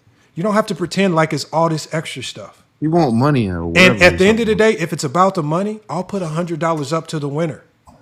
Please just come up, bro. Just win the debate. It's not very difficult. Wasting time. It's already bad enough that he proved that he can't talk the game without stats. I mean, not right now, because what's happening now is he's going to have to. He's trying to be a secretary in the chat. And he's trying to type his way up out of this. There's only one way up out of this. Just have the debate, get it over with. The people been wanting to see this. I wouldn't call it a heavyweight matchup, but it's a matchup to a certain degree where you can actually come up here and we can hear you talk basketball at length, and you don't have to use tit for tat. You can actually talk real basketball. We're not gonna joke with you. We're not gonna clown you. I don't know why it's so hard. He said he gonna put $100 or just come on the panel. He says I owe him money. Come on, man. Y'all gotta stop. Oh my gosh, man. Jesus Christ. You know from where I'm from, you know what How we tell old are people? y'all? We tell people it's called get it off the roof. If I owe you money, what we tell people is get it off the roof. Whatever. Like I told Duke in there, get it in blood. Oh, excuse me, there. I don't know what they mean. Hey, well, I don't know what they mean. I don't know what they mean, man. Just like I'm not. For example, this is silly. You work for GCU. You're Yeah. a coach for GCU. Yes, so sir. what if I don't remember your boss's name? Is it the D1 coach we called? He's one of my bosses, Nelson. Mark Nelson. Yeah. Yeah. So he hits you up. He offers you a job. He says you have to take this right here or tomorrow. Are you gonna disappear for 6 months? Go back and be like, you owe me this job. You owe me this job. Where's my You job? lost that shit. You done, bro. But what I'm saying is, he thinks that an offer that I put on the table 6-7 months ago is still valid now. It's been almost a year. It's been almost a year, man. It's done. And so the problem, Vision, is you didn't show up when we offered you money, and you still not showing up now. You didn't play D1. What? Come on, man. Y'all got to stop. Okay, so if now you're making it about something other than debating Ajani. Oh my God, man. Okay, let's just Vision, for the sake of the conversation, just so you can feel better about yourself and your life. Okay, whatever you type is true. You're making it about everything but the debate. Y'all try, crying about a whole bunch of other stuff. We still got to come to the basketball conversation. Please, I don't know what man. Vision. The fact that you guys even care about what I do in real life is wild. Weird. Right? Because the one thing we don't care about, I promise you, when this TikTok ends, we do not care who Vision is. We live in our own separate and lives. we don't care what Vision does in real life. You guys, think about this, Vision. You guys spend real time out of your real lives trying to figure out who I am in real life. And it's public information. Bro. Think about that. I've become that important to you guys. I remember, think about this. When these lives end, I don't even know what Ajani does in real life. Y'all are obsessed with FYF Sports. And now I hear that y'all, and it gets even worse. We got, I'll let Ajani tell it, but we got Zesty Jeffries trying to find pictures of Ajani's wife. That's weird, man. Think about Niggas this, y'all. screenshotting pictures of Juan Boy and inside. Like, what? Bro, these No, dudes. wait a minute. Why? That's not hard to find. If you want to find a beautiful picture of my wife, I'll send y'all the picture of my wife. But y'all don't want to know who. They don't want to know whose wife I got. They don't want to know what picture of whose wife I got. I tell you that much. I let y'all Zestis know that much. Yeah, I can tell you that right now. You don't want to do that. No, we're not gonna get personal. Hold on, we're not gonna I get don't personal. get personal. I get to the exposing because, like I told this bitch ass nigga, you talk basketball or you get exposed. We don't. Come on, I don't mind because my wife is beautiful. Hey, go find a picture of my beautiful wife, please. Go find it. Go find it. Go find it. Bro, the one thing we don't see, find it. I ain't find seen it. Bro, and one of y'all, boy, y'all better not be live one day and y'all got Big Bertha walk past, man. Oh man, don't do that. We know that we again. We know how. Listen. We know how those dudes display their wife in public, ladies and gentlemen. We got evidence of how these dudes. Exactly. Hold on. He says, "Hold on, Vision. Hold on, y'all. Vision says I came up." And you kicked me. Nigga, get out of here, bro. It's not available. Go show people the clip of you getting kicked off of a TikTok takeover live. No. When did I kick you? Lamar, Clown.